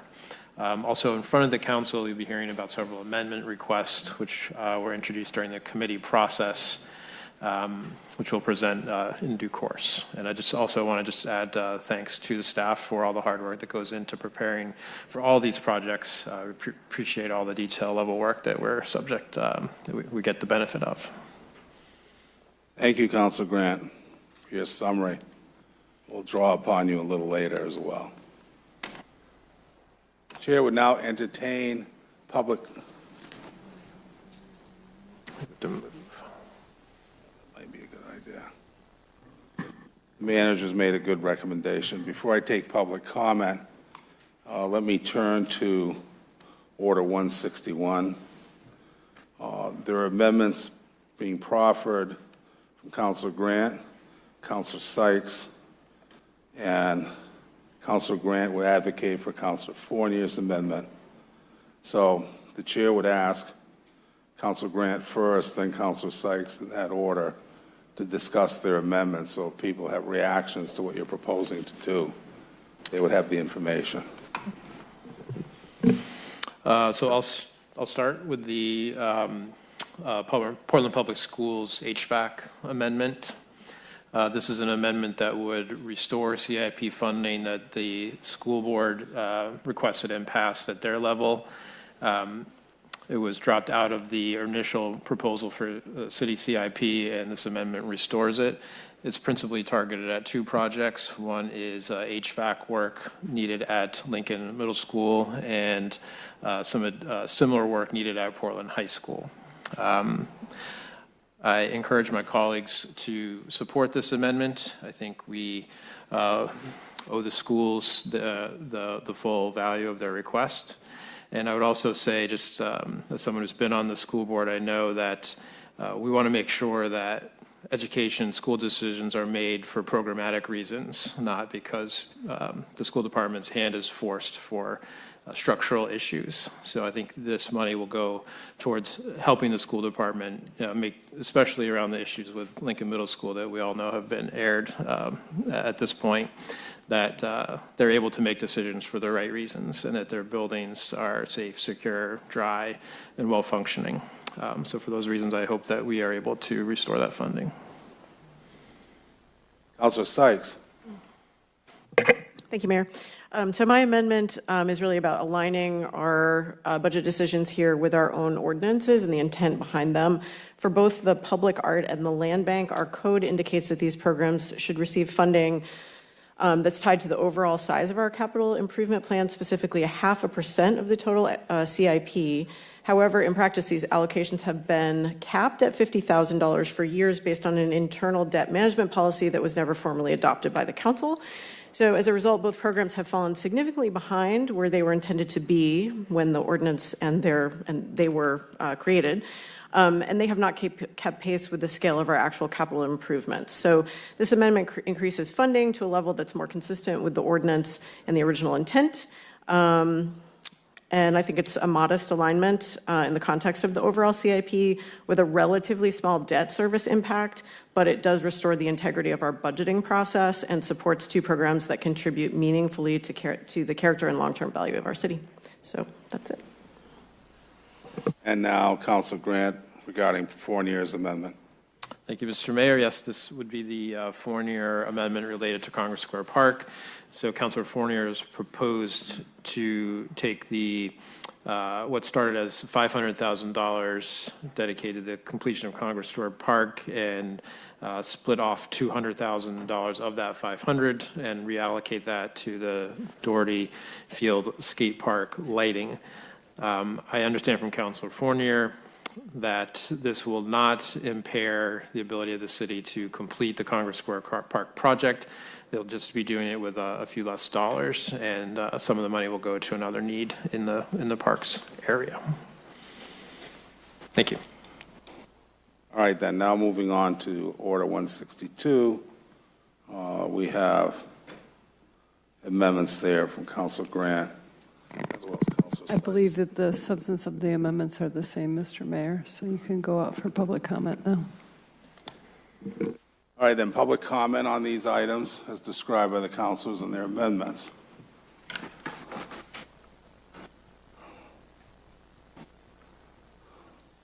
Good evening. My name is John Kashmar, currently chair of the Land Bank.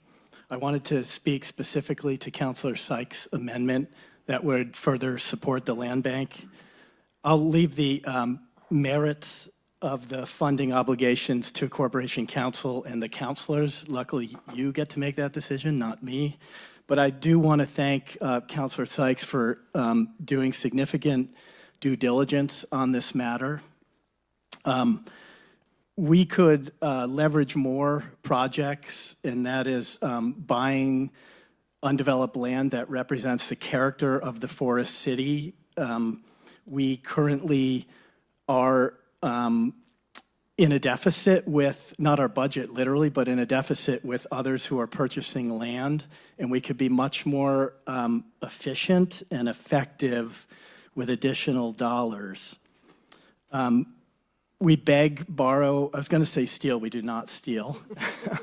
We beg and borrow with other organizations that are helpful, but it puts us in the back seat when we're dealing with land transactions to be able to compete with other buyers of land.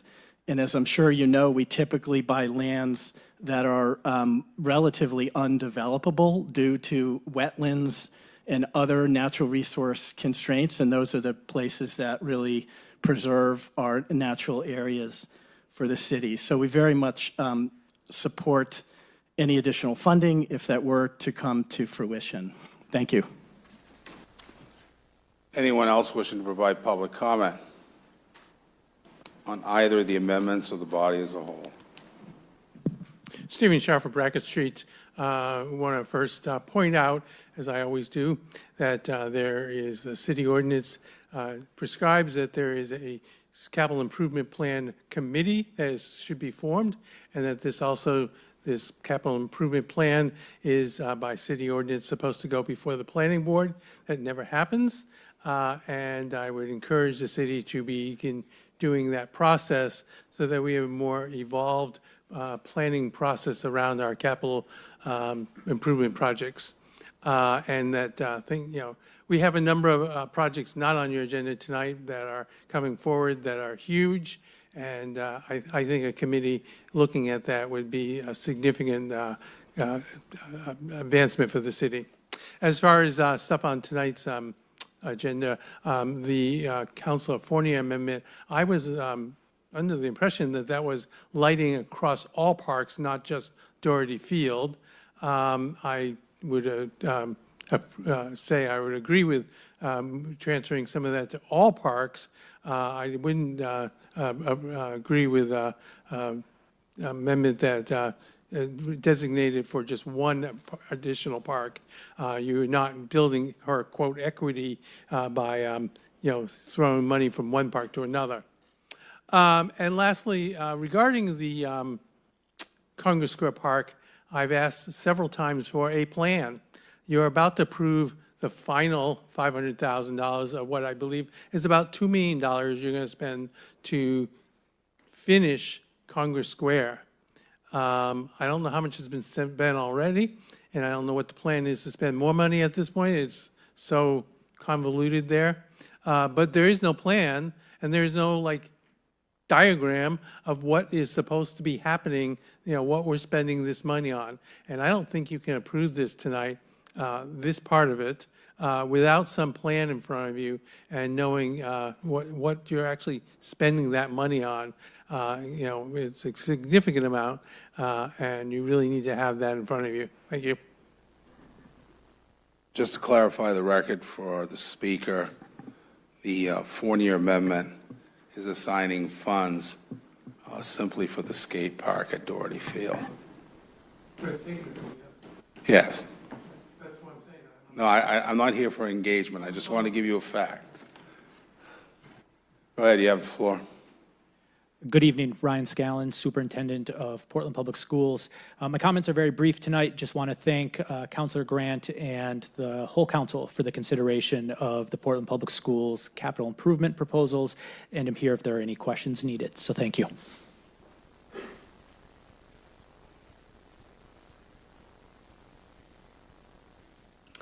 Good evening, councilors. My name is Kristen Kresge. I'm on the board of directors for Friends of Congress Square Park.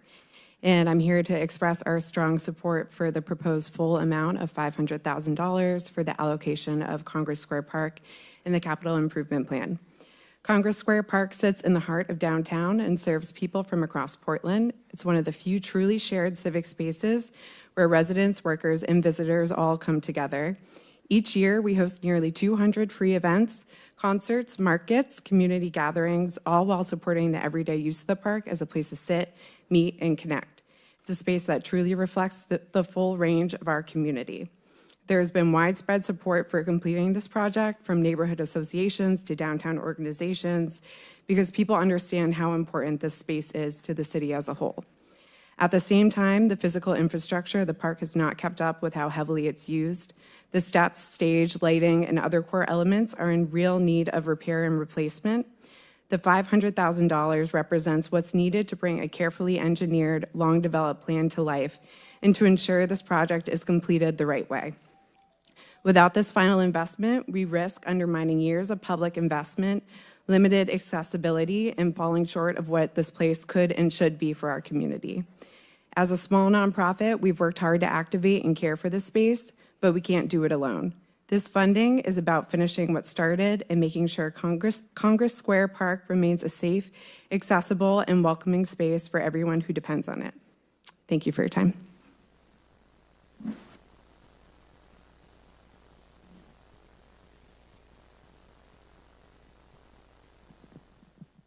George Rowe, Hanover Street. So I sent you a few emails from this weekend. At least a few of them have been responded to. The capital improvement plan from last year hadn't even been posted until I asked about it, and then I guess it got posted today. But a little bit concerning that this is our process where we're not even really looking closely at what we did a year ago.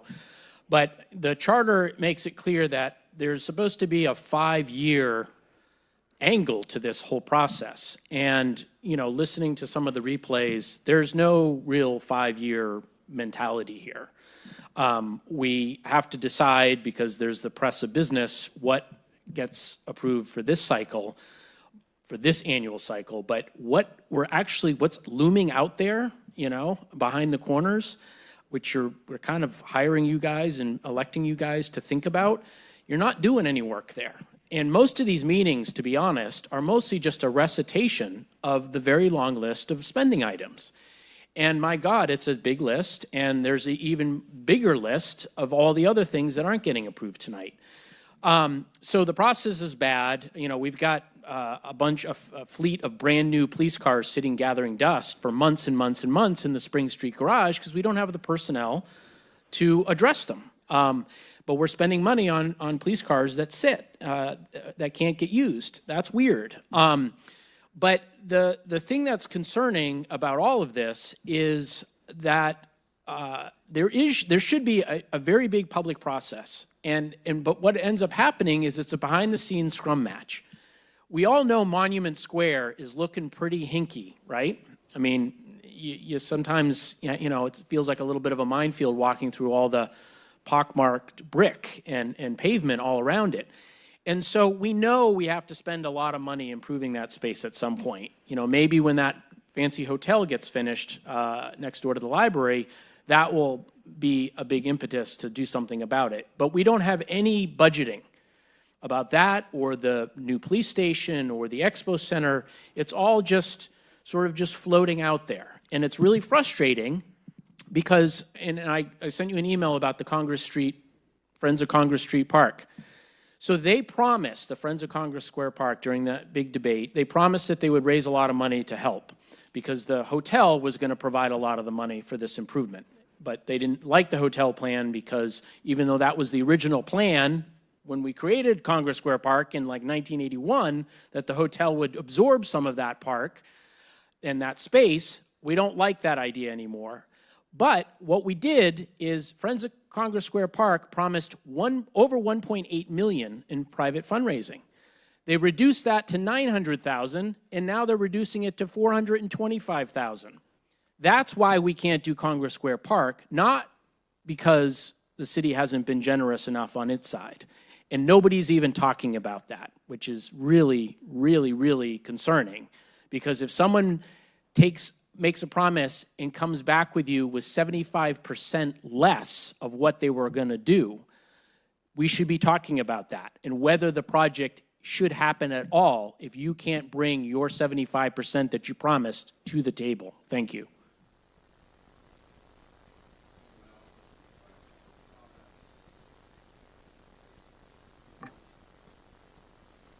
All right, then.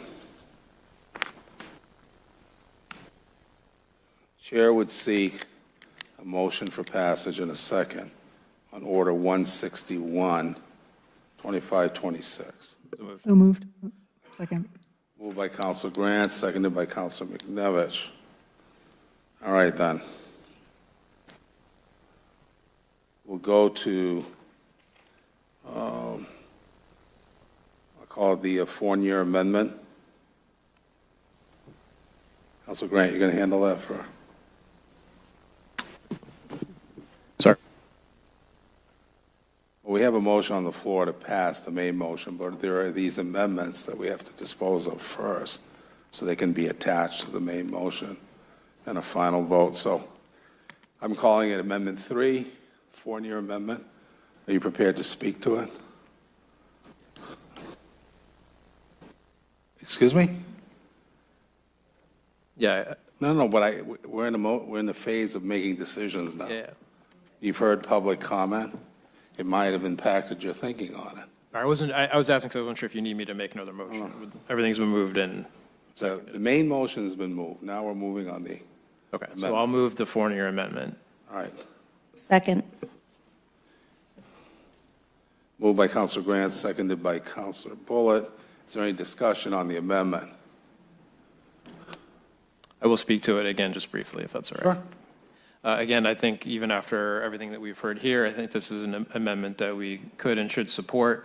The Congress Square Park project is one the city does need to complete, but we also have to be good stewards of resources and put resources in other places that are of need. And I think this is an area where we can have it both ways, albeit over a few $100,000. But lighting in our parks remains an issue, and I believe there's a plan over several years to keep improving the lighting. And so I think we can do both with this amount of money. So I encourage support for this amendment. Chair has a question for the Director of Planning, Kevin Kraft. Good evening, councilors. Kevin Kraft, Director of Plan and Urban Development. Aye, this motion would fund monies for lighting in general or for a specific park? So the Congress Square Park request for $500,000. I'm going to the amendment, the 4-year amendment. I think you would want Director Hippel then to come up in time. Sometimes you're both interchangeable on these issues. Go ahead, Director Hippel. Okay, from what's being proposed, if the money is reallocated, the $200,000, it would be solely for skate park lighting at Doherty Field. Did that currently exist on the priority schedule? Yeah, it's on our department's 10-year plan coming up in, I think, 2 or 3 years. So this would accelerate that, if passed. Is the neighborhood aware that we're going to put lighting there? Not yet. It's a residential neighborhood? Yes. Yeah, there's residences nearby. Yeah. Like across the street? It's on the St. James side, so there's fewer residences than over on the Douglas Street side. All right, thank you. Yep. Any others? Councilor Bullitt? Director Hippel, don't sit down. I wasn't on the council when the skate park was built, but I believe I remembered at that time there was a pretty significant fundraising effort. Is that true? Yeah. In the community? Yeah. Okay. They raised about $85,000. Yes, for the original skate park. There was also a fundraising effort for the expansion to the skate park, which we completed a few years ago. And there is actually a small fundraising effort going for lights that's been led by the skaters. And I just want to be clear here, I'm not promoting the council do one thing or another with this amendment. We want to be respectful of their request for Congress Square Park. I'm just stating facts about the skate park. So Yeah, thanks so much. I'm a Little League mom, so I spend time at the field, so I see what's happening in the skate park. And so I do think it would be cool for the people that use the skate park to have lighting. So thanks. Yeah. You'll be called up again, so don't go too far. Yeah. All right, any other questions on this amendment? Councilor McNevich? Thank you, Mayor. Director, so this is probably not accurate, but I am looking at a picture of the park at night, skate park at night. Yeah. What it actually looks like at night? It looks pretty bright, but I think that if I saw the picture correctly, that looks like a picture of the Northern Lights that was taken last year. So it is bright. So that is pretty bright that night. Yeah, All that right, was a so really cool picture. I'm assuming you have a budget for that. What's You that? have a budget for that, for the Northern Lights. Yeah, that's in the operating budget. Okay, all right. So the park hours are listed on the city website as 6:30 to 10:30, but they're also listed as dawn to dusk, and those are not necessarily coordinated. What are the actual hours, and how many people use it after it gets dark and there would be an opportunity to utilize better lighting? Sure. The park hours are 6:30 to 10. We find, if this amendment is passed, we're confident that it would be, whether it's passed now or whether it's passed in the future, in a future CIP, we're confident that this will be well used. The community uses the skate park even through the winter months. They're there shoveling it out when it gets dark at 4 p.m. And so the shoulder season would be really popular, spring and fall, when it does get dark earlier. They would go off at 10. So that's when the park closes and time to go home. But until that point, we believe it would be, very well used, and that's why we do have it in our capital improvement plan for a couple of years from now. Okay.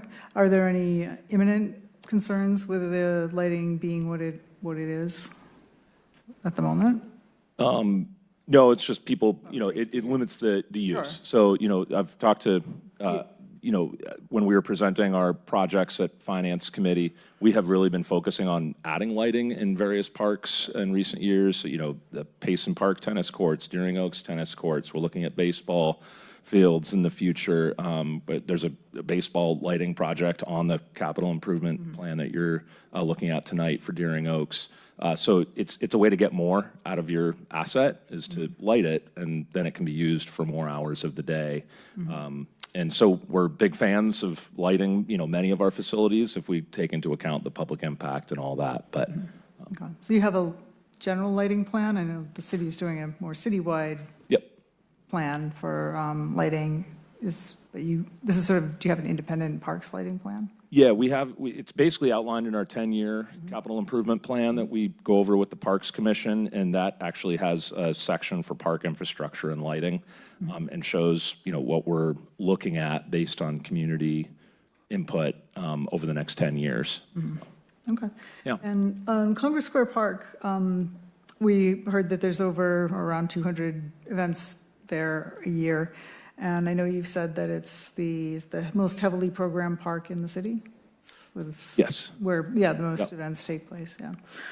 Okay, so what is the path with Congress Square Park if it isn't funded at this point? What do you see as the trajectory, and what kind of funding would it need, and what are the opportunities to fund it to completion? Sure. It's a great question, and I'm involved with that project, but I'm going to defer to Kevin Kraft because Planning Department is actually managing the project.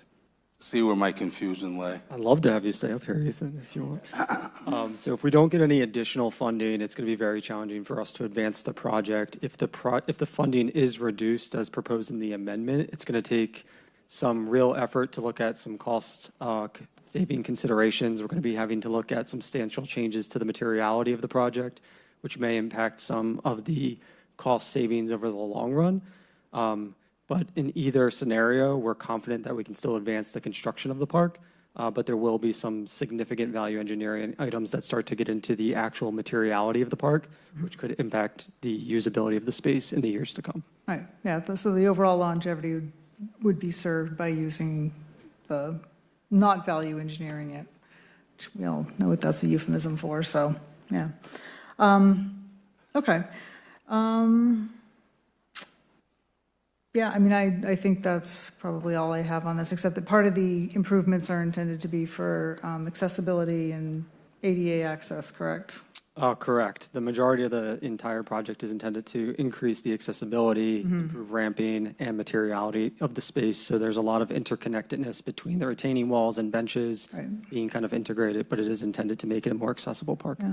Okay, because I know there were some concerns with it being referred to as not being accessible. I'm not sure what was meant by that, but it does seem to me that if we're not building in the actual physical structures that make it accessible, that's the part that concerns me. And we had talked briefly before about the demographic of people who tend to use the park. And do you have any figures on that? The Friends of Congress Square, so the city doesn't have any demographics in terms of the populations that use that beyond just our experience going to the park. It is surrounded, it's in the densest area of our entire city, surrounded by a lot of different housing typologies, market rate, but also substantial affordable housing projects. It's along our high-frequency bus network off Congress Street. So again, it is the heartbeat of the city. Again, Friends of Congress Square does a terrific job programming the space and providing a lot of free activities for residents and visitors across the spectrum. Okay, thank you. Appreciate that. I did just want to clarify, the materials are available online in terms of the design, development, and construction drawings. Those are available on the city's website, and there are no changes at this time to the design that's been up. Okay, great. Yeah, for me, I just think that taking money away from this project is going to prolong the pain of completing something that is long overdue, and that adds an immense amount of value. The skate park does too, for sure.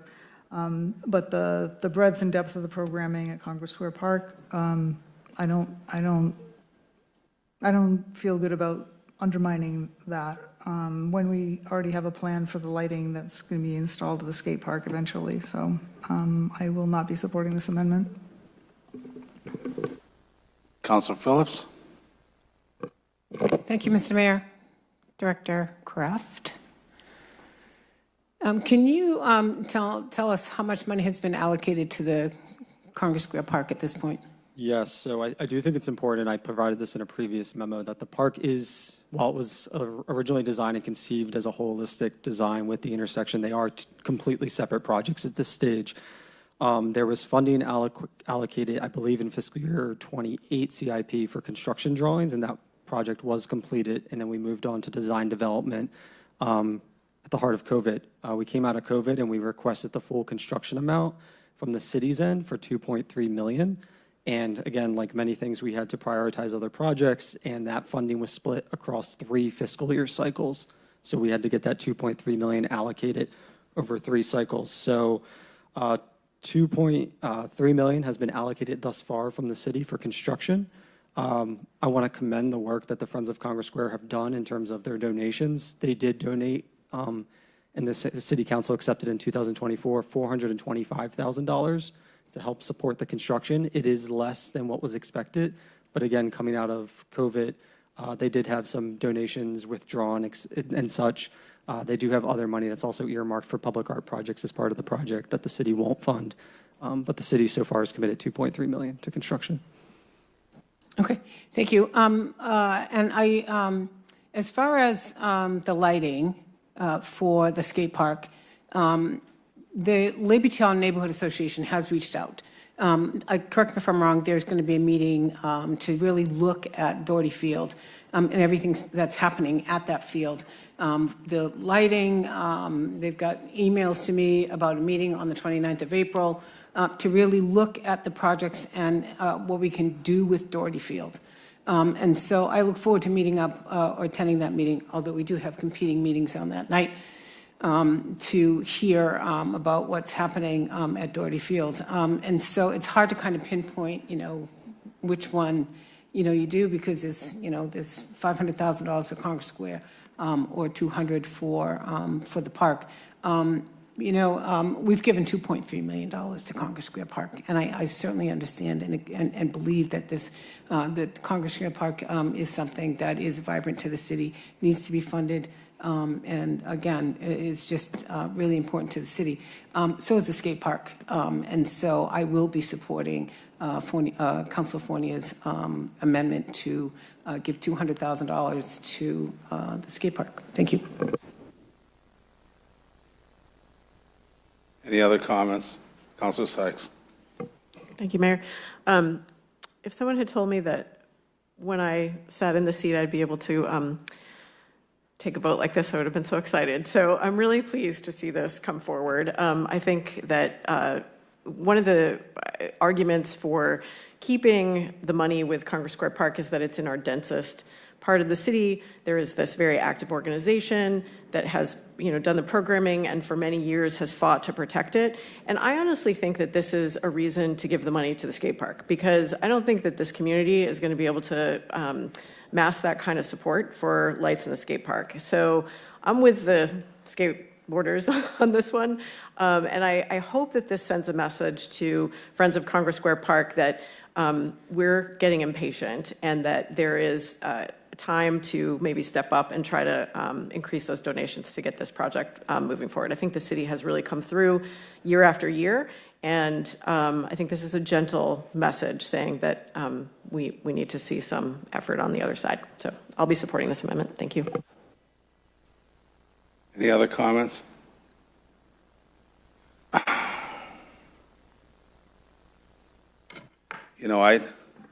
It's so easy to vote for the children. How could you go wrong, right? And I'm sure I'll get feedback that I didn't. And every one of my 4 grandchildren frightened me to death as to what they do in a skate park. So I appreciate the recreational significance of providing lighting. But I tend to want to see things through to their end, right? I'm sorry, to be distracted by other baubles along the way, even though they're valuable and important, like skate parks or ball field lights. I heard about, geez, they might not have the state championship about this. How can I argue with a 10-year-old about that or their parents, right? I was a multi-sport family. All I did was schlep equipment and sleep behind a coffee in certain arenas. I understand their passion, but I understand that Congress Street is actually really important to the city overall. We need to anchor downtown. We need to make investments, and there are critics that will be quick to say we've bobbled the ball so many times. But the truth of the matter is, from my humble perch, I think Congress Square fell apart on construction, all right? If there were overruns, if there was frustration, it was building that damn intersection, right? And no one's happy. That's how you know it's a real challenge. The contractors, the city, the public, the inconvenienced businessmen. But it was never about the park. And somehow those conflate now. And what was bad in our experience around the road is suddenly bad in terms of the park. It shouldn't be that way. We just got to get things done. I mean, one of the things I take from criticism about planning is plans at least tell you where the end point should be. And if any organization can raise $400,000, I don't know what kind of nudging they should get. They didn't say to themselves, we'll stop at 375 and see if we get lucky. They get what the community says they should. Business income last year fell to a high of 19%. You know, there are a lot of businesses in the city are struggling. They need an activization of Congress Street and therefore Congress Square. And I don't think they need a nudge to know the reality they're facing. So I won't belabor the point. I think the lighting is important. I think it's been identified by Parks Department. It will come up in queue like everything else. And if you heard my budget message today, this is an example. Sometimes you got to say no. And you also got to know when saying yes is real important to protect core investments. So that's all. I don't expect to change any minds or any votes this evening, but I just want to stay true to the idea that at least some of our predecessors intended for us to see this through. So I vote in that direction. Any other comments? All right, then.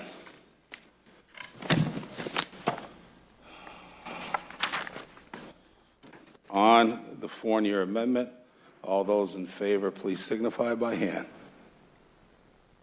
1, 2, 3, 4. Those opposed? 1, 2, 3. Amendment attaches. Now we'll move on to the Sykes Amendment. A motion and a second to pass that. Move the Sykes Amendment. Moved by Councilor Sykes. Is there a second? Second. Second by Councilor Grant. Any comments from the proponents? I just would like to ask Corporation Counsel to weigh in on the whether or not this is even optional. I mean, I think we have to do this. It's required by ordinance. So just would like to hear from Corporation Counsel on that. Sorry, Councilor. On which question? The question of increasing or removing the cap on the funding for this, as it is laid out in ordinance that we should fund it at 0.5% of the CIP for both of these organizations. Yeah, I mean, the Chapter 14 and Chapter 2 both include that 0.5% amount for public art and for the land bank. I think that language says what it says. It's a 0.5%. I think that, and I don't know if the city manager wants to weigh in on the sort of process for including a lesser amount in the CIP program over the years, but it certainly is what the amount is. And if the council wishes tonight to amend it to increase the funding as set forth in your amendment, you can certainly do that. Does that answer your question? I'd like to ask in a different way. Does the ordinance grant us discretion to ignore the content of the ordinance? In other words, if they said X, which Councilor Sykes has discovered, do I have the power by vote to waive that express responsibility as far as assigning funding? Would you agree with that, Councilor Sykes? Yeah. Right. So there is no reference in the code to any discretion. It's not included in there. There is a reference in the charter to the council, having the ability to approve the CIP program after after the city manager presents it. And I think as a general matter, who's going to challenge it other than somebody else on the council is something to consider. But it is not clear. The language in both of those sections, in Chapter 14 and Chapter 2, do not explicitly give the council the discretion to change those. The language is pretty clear. It just says it's an express responsibility. Yes, it says the council shall. I think. Let me just. In chapter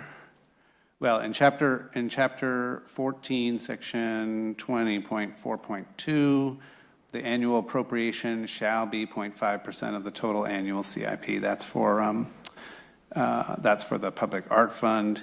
And then in chapter 2, bear with me, under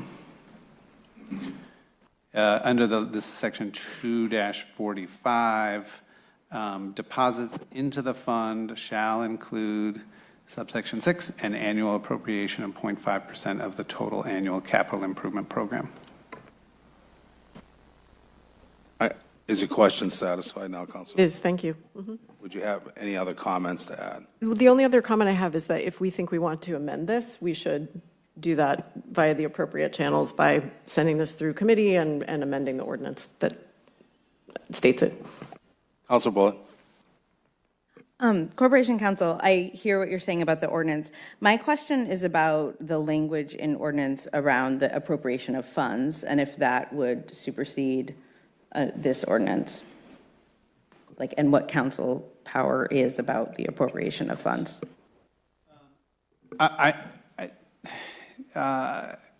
the top of my head, I'm not aware of any specific provision in either of those chapters or the charter that addresses that specific issue.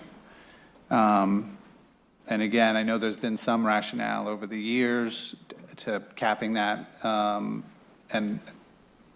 if the finance director or the city manager want to sort of weigh in on what I think that Brenda can comment on this. This was slightly preceding me, but there has been a policy, the debt management policy that Brendan has mentioned before during Finance Committee meetings that the Finance Committee looked at and evaluated its duties, as you mentioned, Councilor Bullitt, under the charter with regard to funds, and determined that the amount that would be included would be $50,000 unless it was amended by the council. And they didn't specifically vote to approve that, I believe Brendan recalls. I'm not sure if he's done a full look through the past records, but he can provide additional details. Sure. I think the question is around the council's ability to spend funds. That always requires 2 reads, correct? To appropriations require 2 reads, and then expenditures of $50,000 or more require 2 reads. Yeah. So there would be a separate vote that would always be required for that appropriation, despite it being an ordinance, is what? Correct. The expenditure would still require 2 reads. Yeah, that's not changed. Yeah, so I think, it makes sense that we would look at the debt management policy and also this ordinance in Finance Committee this year, and I talked to the chair about that because in addition, the debt management policy refers to the pension obligation bonds, and this is an appropriate time where we would revisit that. The Finance Committee back in 2019 and 2020 did review the policy, but they didn't formally vote on it. They just endorsed the direction that staff was going, so I think it's appropriate. One thing to note is that any change to Chapter 6, this is Chapter 6 and Chapter 14, I believe, one of those 2 requires planning board as well, so it would be a fairly long process to move any change forward. And then the last thing I'll mention is that there are rules around the time frame that we can spend tax-exempt bond funds. So I think that was part of the rationale within the debt management policy. We don't want to be using bonds to fund money that's just going to sit there for a really long time. And in the past, land bank and public art money has sat there for a long time. And one more thing I'll note is that I think we can make an appropriation to those in many different ways. We do have other expenses related to those 2 entities, including staff support. So, Any other comments? Council Phillips. Thank you, Mr. Mayor.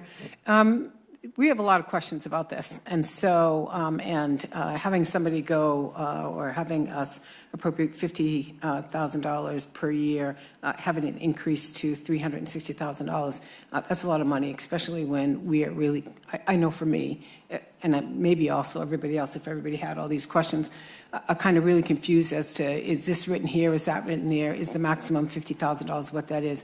So I would like to recommend that we go ahead and bring this back to committee, vote on the $50,000 that we all believed is what was supposed to be allocated, and go from there. I just want to ask Brendan, I know that we have been concerned about delays specifically. Brendan, can you talk a bit about timing? Were you suggesting the whole CIP go back to committee or just this amendment? Okay. So yes. Nope, I was voting that I was saying that we should go ahead and vote on the $50,000, right? But I don't want to just leave the conversation there. So, but I also want to recommend that we take this up at the committee, the Finance Committee, if that's where it's supposed to go. We take this up at Finance Committee so that we have our language is a little bit more clearer when we go to vote on this next year. Yeah, and there are some time-sensitive projects. I think all the directors behind me would agree that there's a number of projects, including the superintendent, that we would like to move forward within 10 days of this CIP passing. Okay. And so I think we hear you, Counselor. I think, we'll have Corporation Counsel look into that specifically. And I believe if the committee chooses to keep the policy as is, it would just require an amendment to those other ordinances that were mentioned or other moves if that's what the council chose and it wanted to do.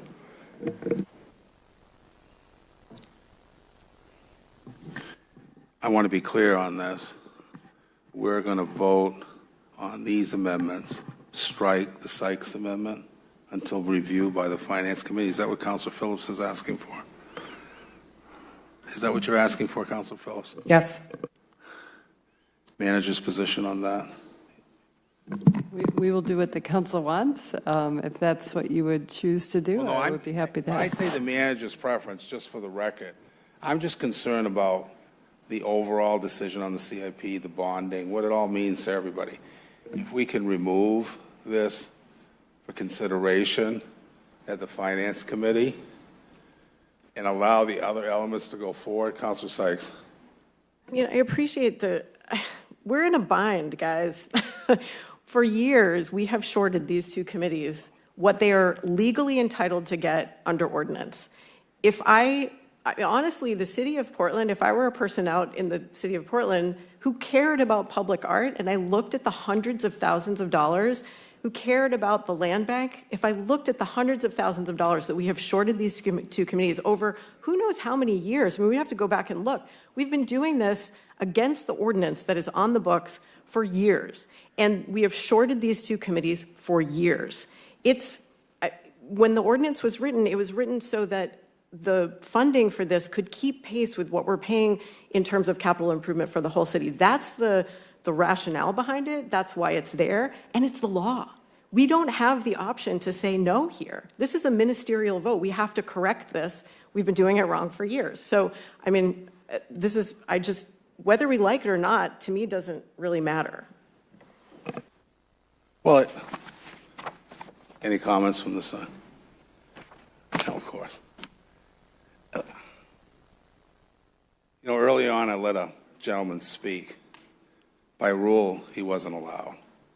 And we all quickly agreed that I could do it by my own authority, which doesn't lie anywhere. All right, so we let him speak because we thought it was in the best interest of the committee's work for him to do that.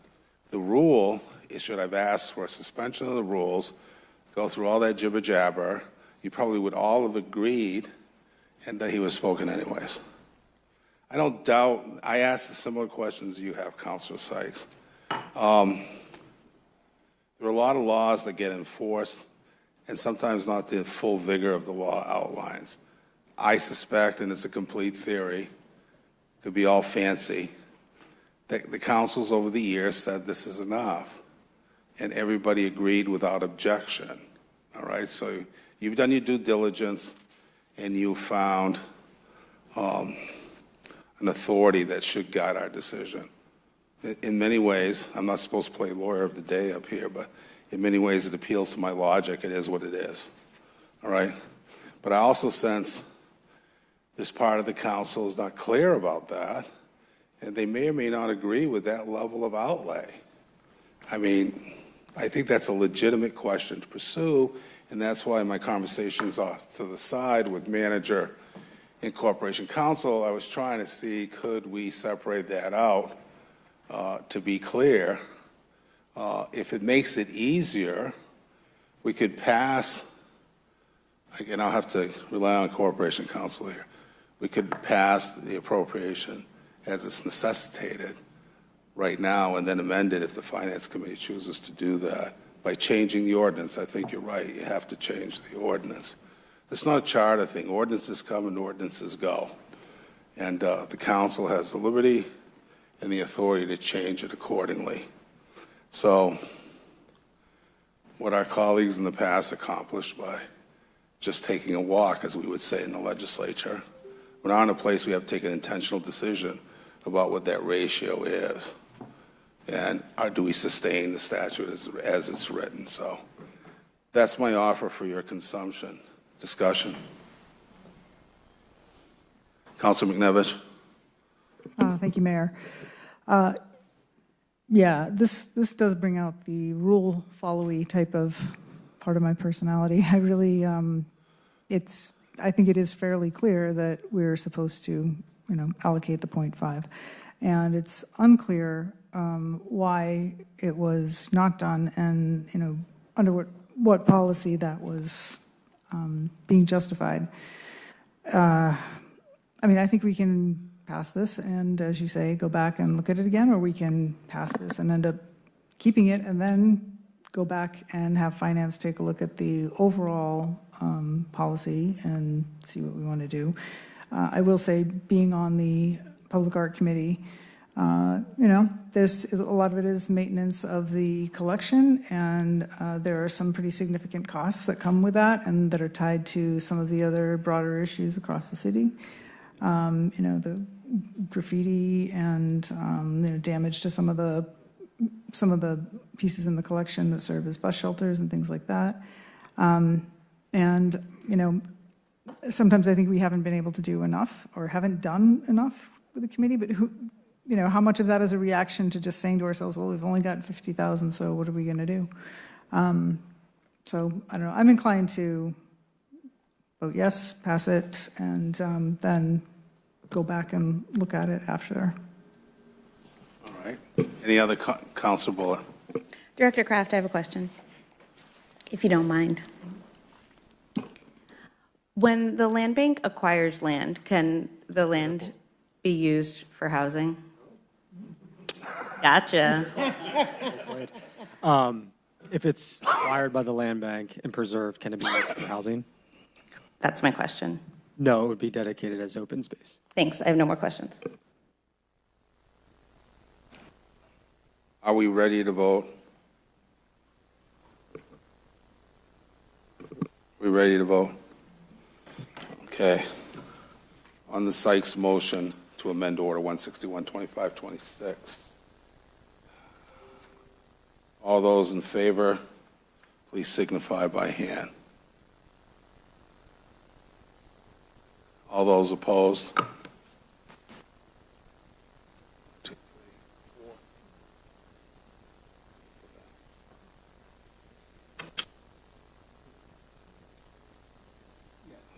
Amendment fails. Mayor, may I make a quick point? Go ahead. On the Councilor Grant's, it's Councilor Fournier's amendment that presented by Councilor Grant, I think you had said at the end that it carried. It was a vote of 4-3. Under Robert's rules, that's often the case. A simple majority does pass. But under the council rules, the procedural rules, it still requires 5 votes. So that first amendment did not pass.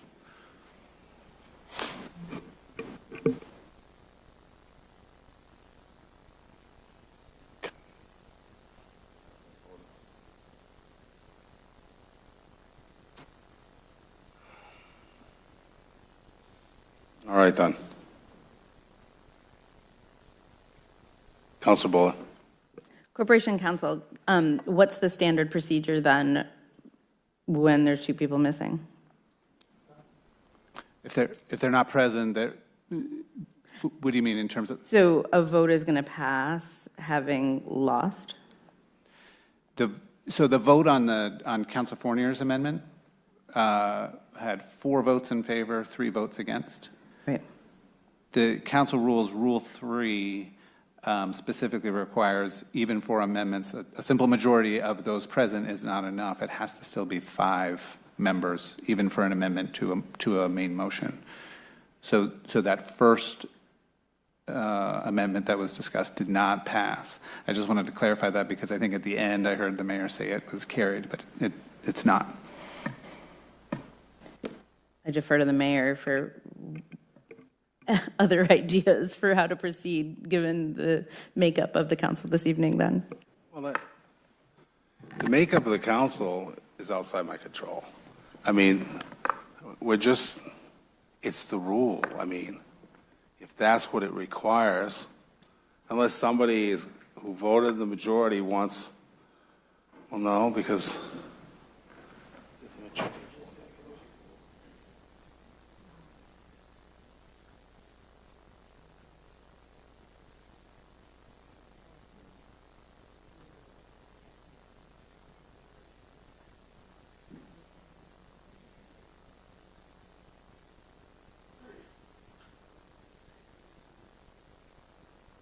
yeah, that's what I was going to.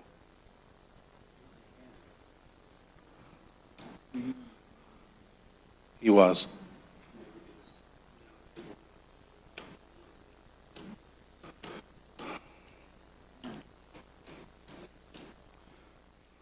Go ahead, Councilor Grant. The chair recognizes you for your proposition. Having voted in the prevailing side of the vote to attach the Fournier amendment, I'd seek to reconsider that motion. Is there a second? Second. All right. And if I could speak to the rationale for a moment. Well, I just want to tell you ahead of time, you're going to still need 5 to even just reconsider it. Yep. All right. No, you don't. Go ahead. I just want to give the council an opportunity, knowing I don't think we were aware at the time we were voting that it required 5 to pass. I certainly wasn't. So if someone was on the fence, and knowing now that it was defeated by 4-3, I thought it would give everyone an opportunity to vote, knowing how many would be required. The result may still be the same, but at least we do it with full knowledge what the vote needed. All right, then. All those in favor of reconsideration, please signify by hand vote.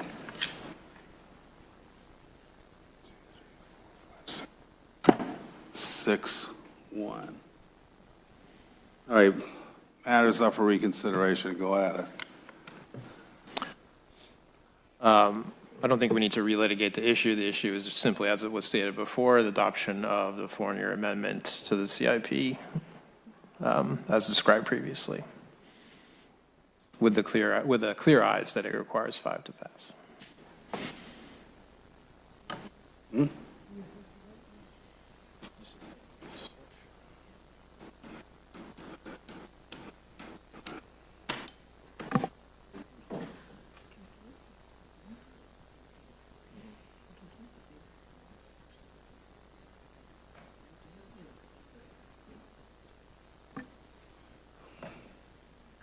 Seeing no added comment, I'll ask again. All those in favor of the Fournier amendment, please signify with your hand. It remains 4. Those opposed? It remains 3.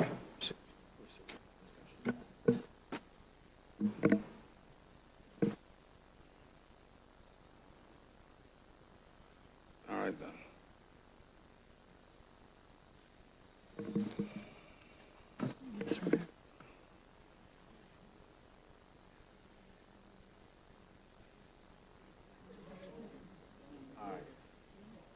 Can I do a motion to reference? All right, then. Chair would ask for a second on my motion to reference that amendment to the April 27th meeting. Mr. Mayor, I would suggest that we postpone the entire capital improvement plan to the April 27th meeting so that we can take up and have Corporation Counsel's advice as to Councilor Sykes' amendment. It'll only be about a 4-day difference. I would note, because of the significance of the timing of everything, we would need to pass it as an emergency that evening, so it will require 7 votes.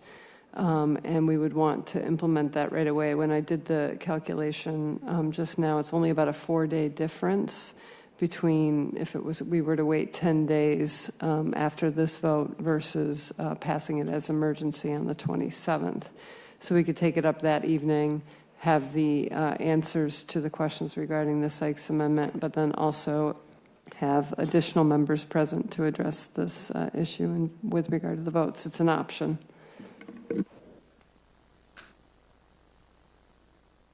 Any reaction from the council on that proposal? I was going to limit it to Councilor Fournier.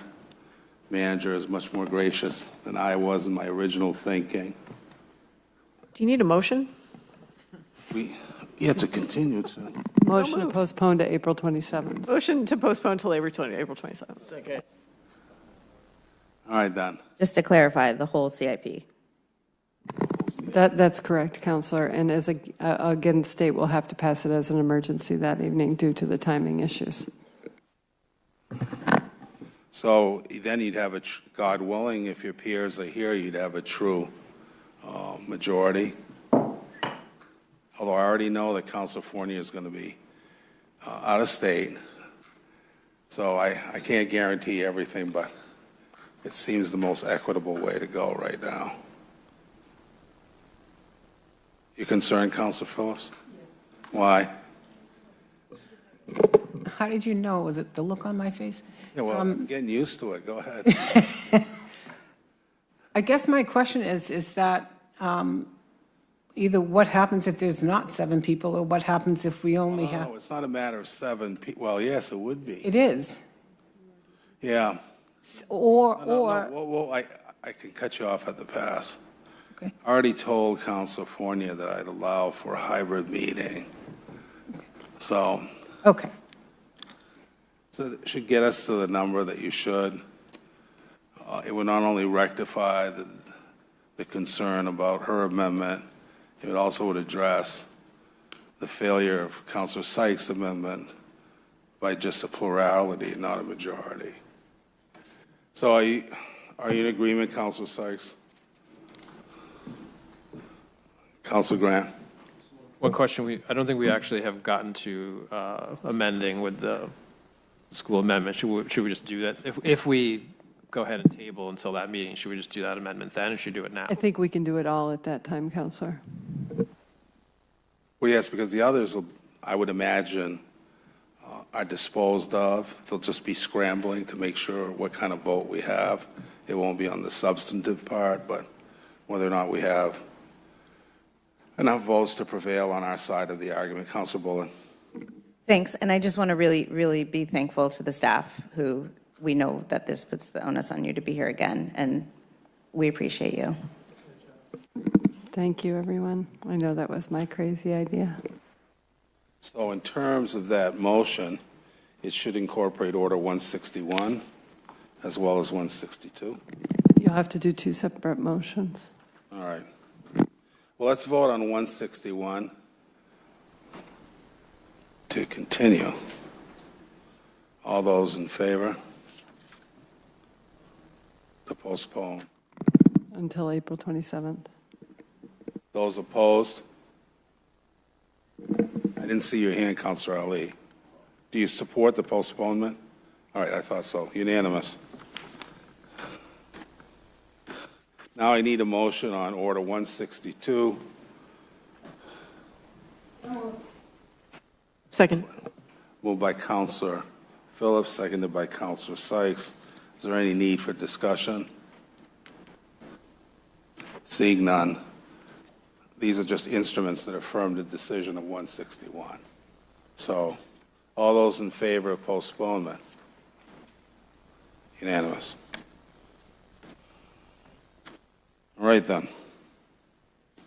Clerk will now read Order 163-2526.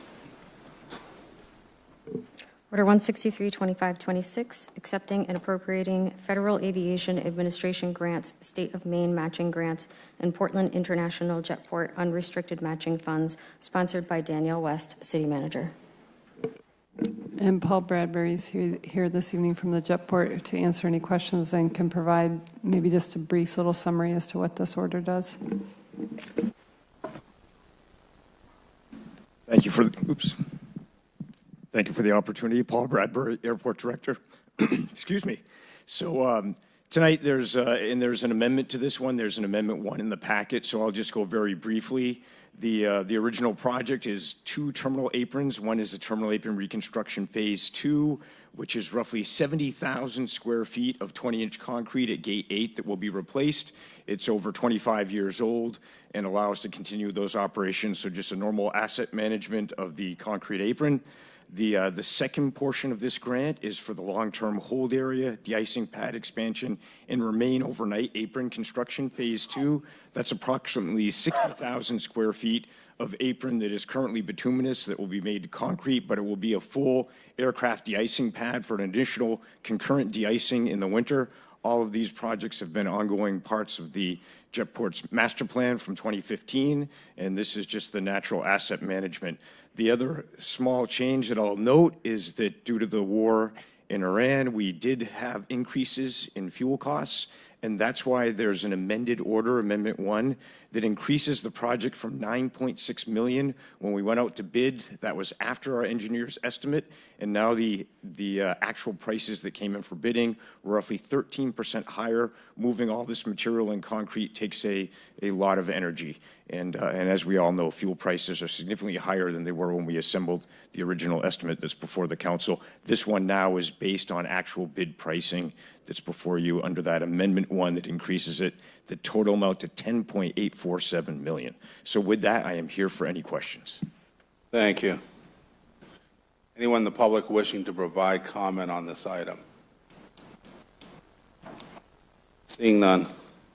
Corporation Counsel, could you outline the motions, the amendments? The amendments for... Could you use your mic because I can't hear you? Sorry, for Order 163, Mayor. This is an amendment that you are sponsoring, and it adjusts the, bear with me while I change my screen here, sorry.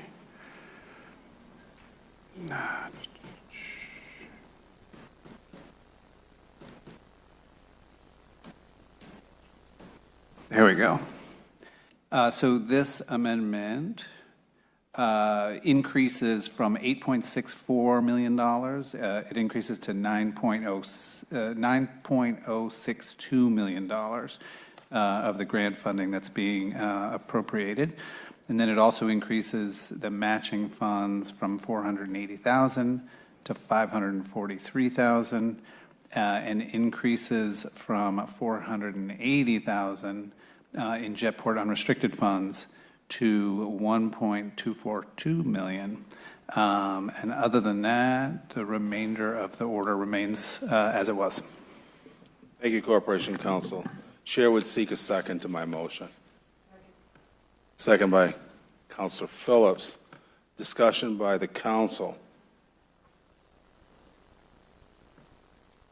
Seeing none. On the amendment, all those in favor signify by hand vote. It's unanimous.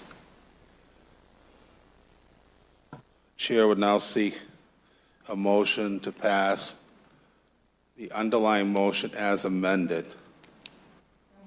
Moved by Councilor Phillips, seconded by Councilor Lee. Any discussion? Seeing none, clerk will call the roll. Councilor Grant? Yes. Councilor Sykes? Yes. Councilor Ali? Yes. Councilor McNevich? Yes. Councilor Bullitt? Yes. Councilor Phillips? Yes. Mayor Dion? Yes. Clerk will now read Order 175-2526.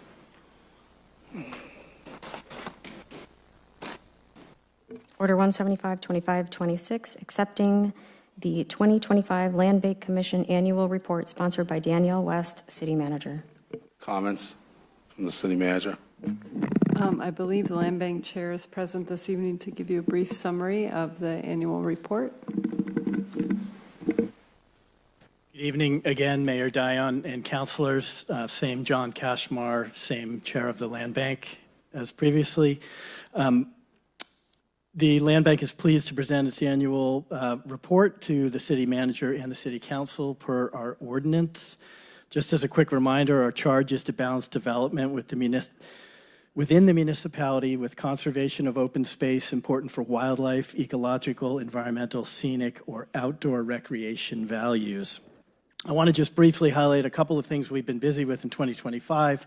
Hope Avenue, which is part of the Presumpscot River Preserve, Murray and Rosedale Streets, which are parcels that connect Payson Park and Kanko Woods, two really valued open spaces in the city. The Stroudwater Preserve off Westbrook Street, which the City of Portland and Portland Trails has been really integral in putting in a new bridge for trail, and also what will be 20 acres of open space associated with that.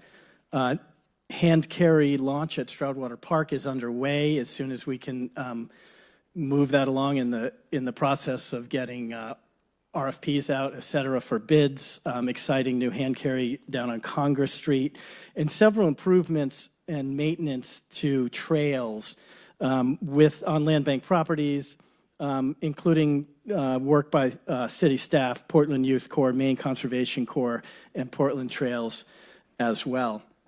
I'll quickly close up just a little bit on the finances.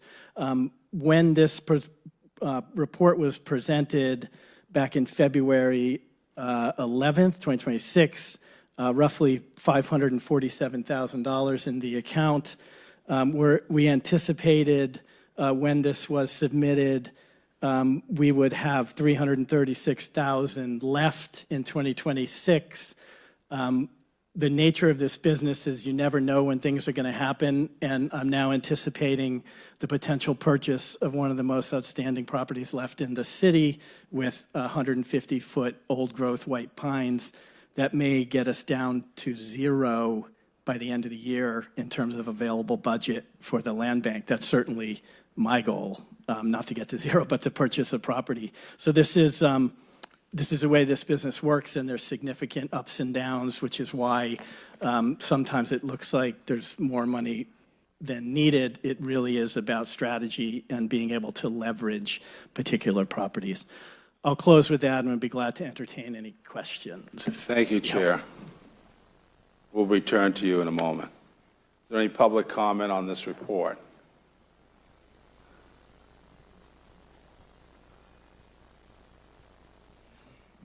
George Roy, Hanover Street. Thank you. I had badgered you over the last few years to this was an acceptance, and you have to act because that's what the ordinance says. But for a couple of years, you were getting away with trying to make this a communication without public input. There's no question that the land bank is an obscure thing that most of the people in Portland have no idea what it does or is, and that's by design. I mean, it is the ultimate for a city that runs mostly, by backroom and insider deals. It is the ultimate insider's game, okay? And it was an anti-growth measure. That was explicitly what it was meant to do, and it's succeeded wildly.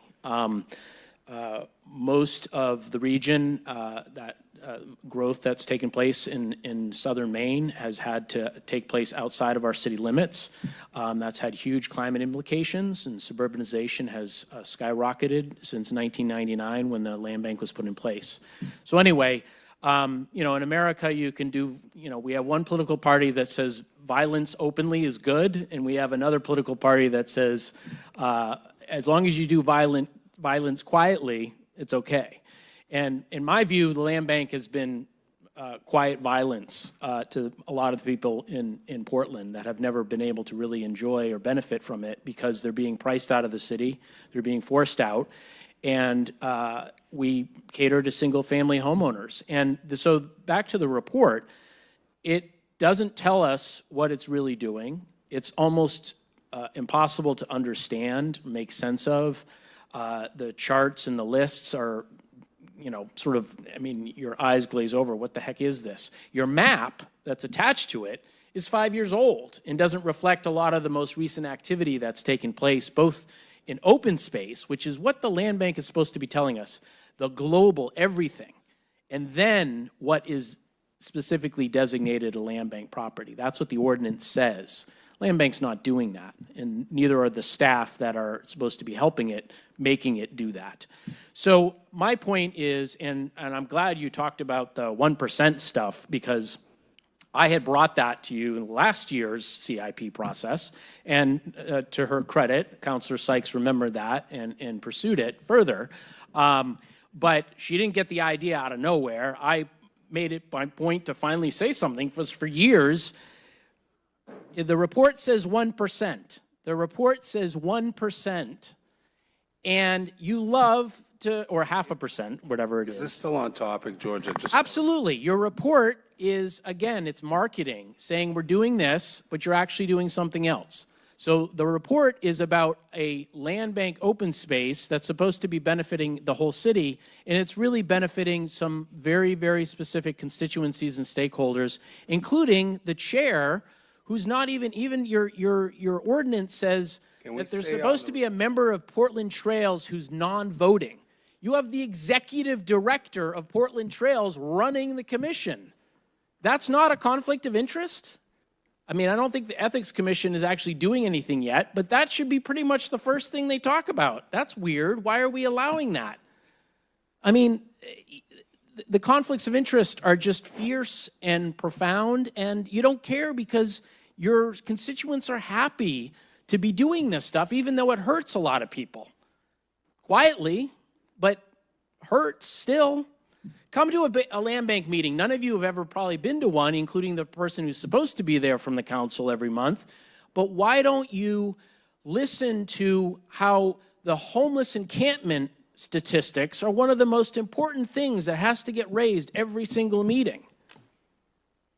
That's the violence I'm talking about, that you don't want to confront with your own actions, and you're patting everyone on the back with your greenwashing. Thank you for the extra time. And I thought it was all to your due diligence. I stand corrected.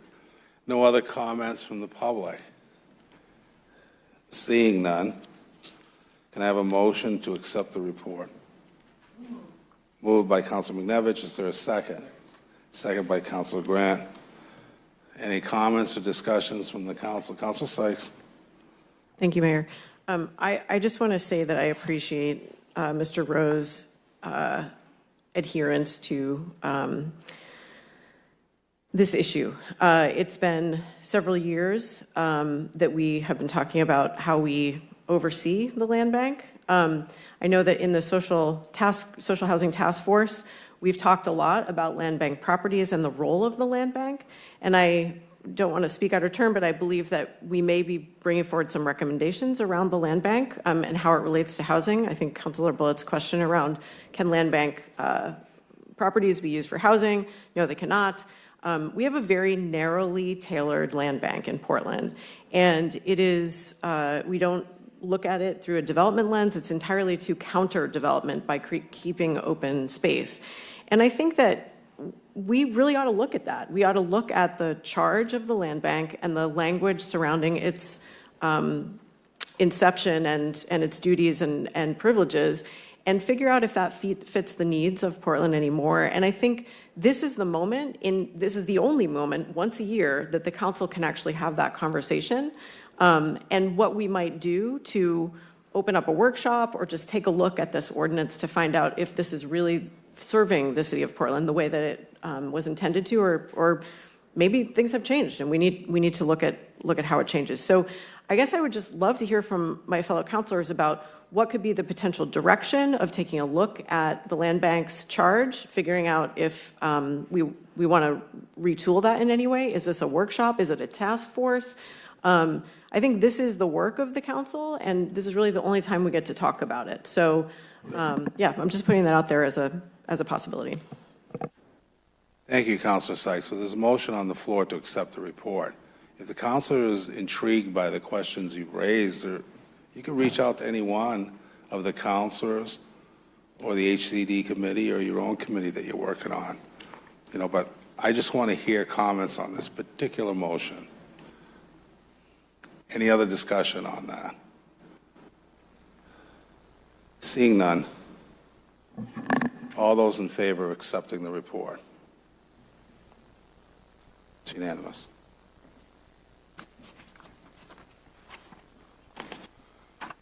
Clerk will now read Order 176-2526. Order 176-2526, reestablishing the Community Development Block Grant Priority Setting Task Force and appointing members, sponsored by Danielle West, City Manager. City Manager, any comment? Mary Davis is present this evening, and she can answer any questions you might have with regard to this item. Thank you. All right, then. Is there any public comment on this proposed order? All right, seeing none, Chair would seek a motion for passage in a second. Moved by Councilor Ali. Is there a second? Councilor Phillips. Discussion? Questions for Director Davis? Seeing none. All those in favor signify by hand vote. It's unanimous. All right, clerk will now read Order 177-2526.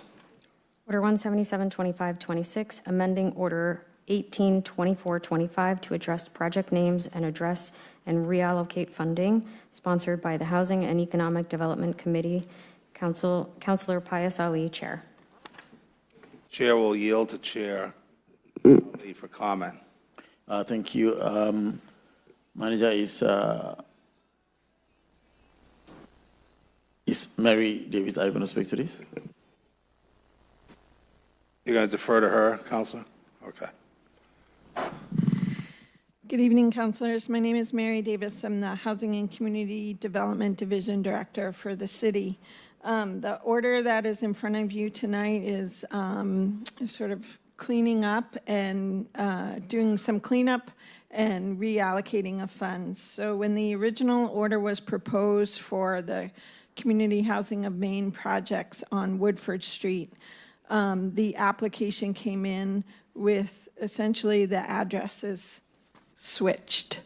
And after the process of approval with the City Council for their two projects at the Woodford Church, they were notified through the planning process and the 911 addressing process that they had the numbers, street numbers wrong on their projects. So what was in Order 18 referred to 202 Woodford, which is actually 186 Woodford. The other item that we're asking you to approve under here is that the funding for that project was split between home funding and housing trust fund, and we would like to fully allocate this project under the home program. So those are the items that you're asked to approve tonight. All right, then. Don't go away. We'll take. Is there any public comment on these orders? All right. Chair would seek a motion for passage in a second. Moved by Councilor Ali, seconded by Councilor Phillips. Discussion. Seeing none, all those in favor of Order 177-2526. It's unanimous. Clerk will now read 178-2526. Order 178-2526, approving the renewal of Portland's participation in the Cumberland County Home Consortium, sponsored by the Housing and Economic Development Committee. Councilor Pius Ali, Chair. Chair defers to Councilor Ali. Thank you, Mr. Chair. Mary, do you want to come back again? Thank you. This order that is in front of you is acknowledging the city's decision whether or not they want to continue to participate in the Cumberland County Home Consortium.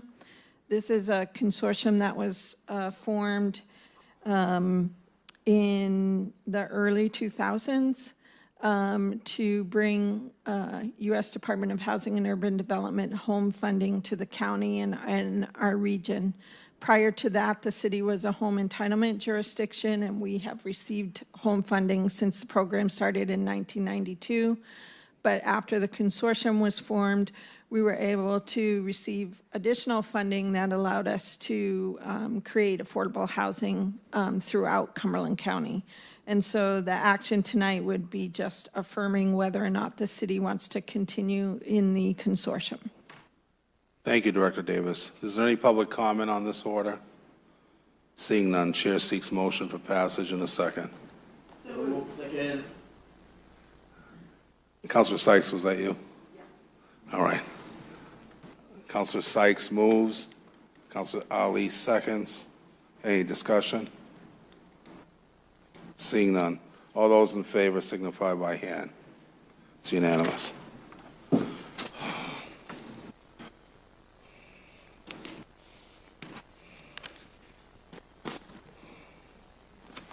Yeah. Chair will now defer to the clerk for the purpose of first readings. Title only. Order 179-2526, appropriating $10.1 million from Jetport unrestricted funds to commence design on the Phase 3 parking garage and improve and expand a public surface parking lot at the Portland International Jetport, sponsored by the Sustainability and Transportation Committee. Regina Phillips, Chair. Order 180-2526, amendment to the Portland City Code, Chapter 2, regarding immigration enforcement, sponsored by Councilor Pius Ali and Regina Phillips. Order 181-2526, amendment to Portland City Code, Chapter 14, regarding definitions of main entrance for entertainment business in B3 and WCZ zones, sponsored by Portland Planning Board, Joseph Zamboni, Chair. Order 182-2526, amendment to the Portland City Code, Chapter 14, regarding large theater and performance hall dispersal requirements, sponsored by Portland Planning Board, Joseph Zamboni, Chair. Order 183-2526, terminating the moratorium on theater and performance hall projects with a capacity exceeding 2,000 people in the City of Portland, established by Order 9-2526 and extended by Order 131-2526, sponsored by Mark Dion, Mayor.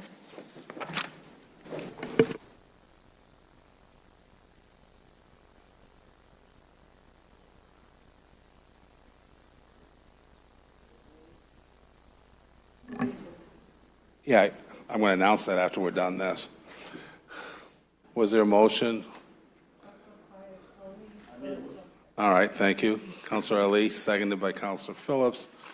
All those in favor of adjournment, please signify. The chair, well, thank you very much. The City Council meeting is adjourned. The chair would now like to call the nomination committee to order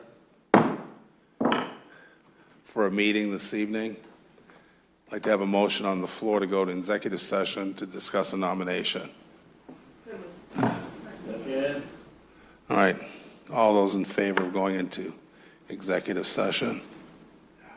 All right, then.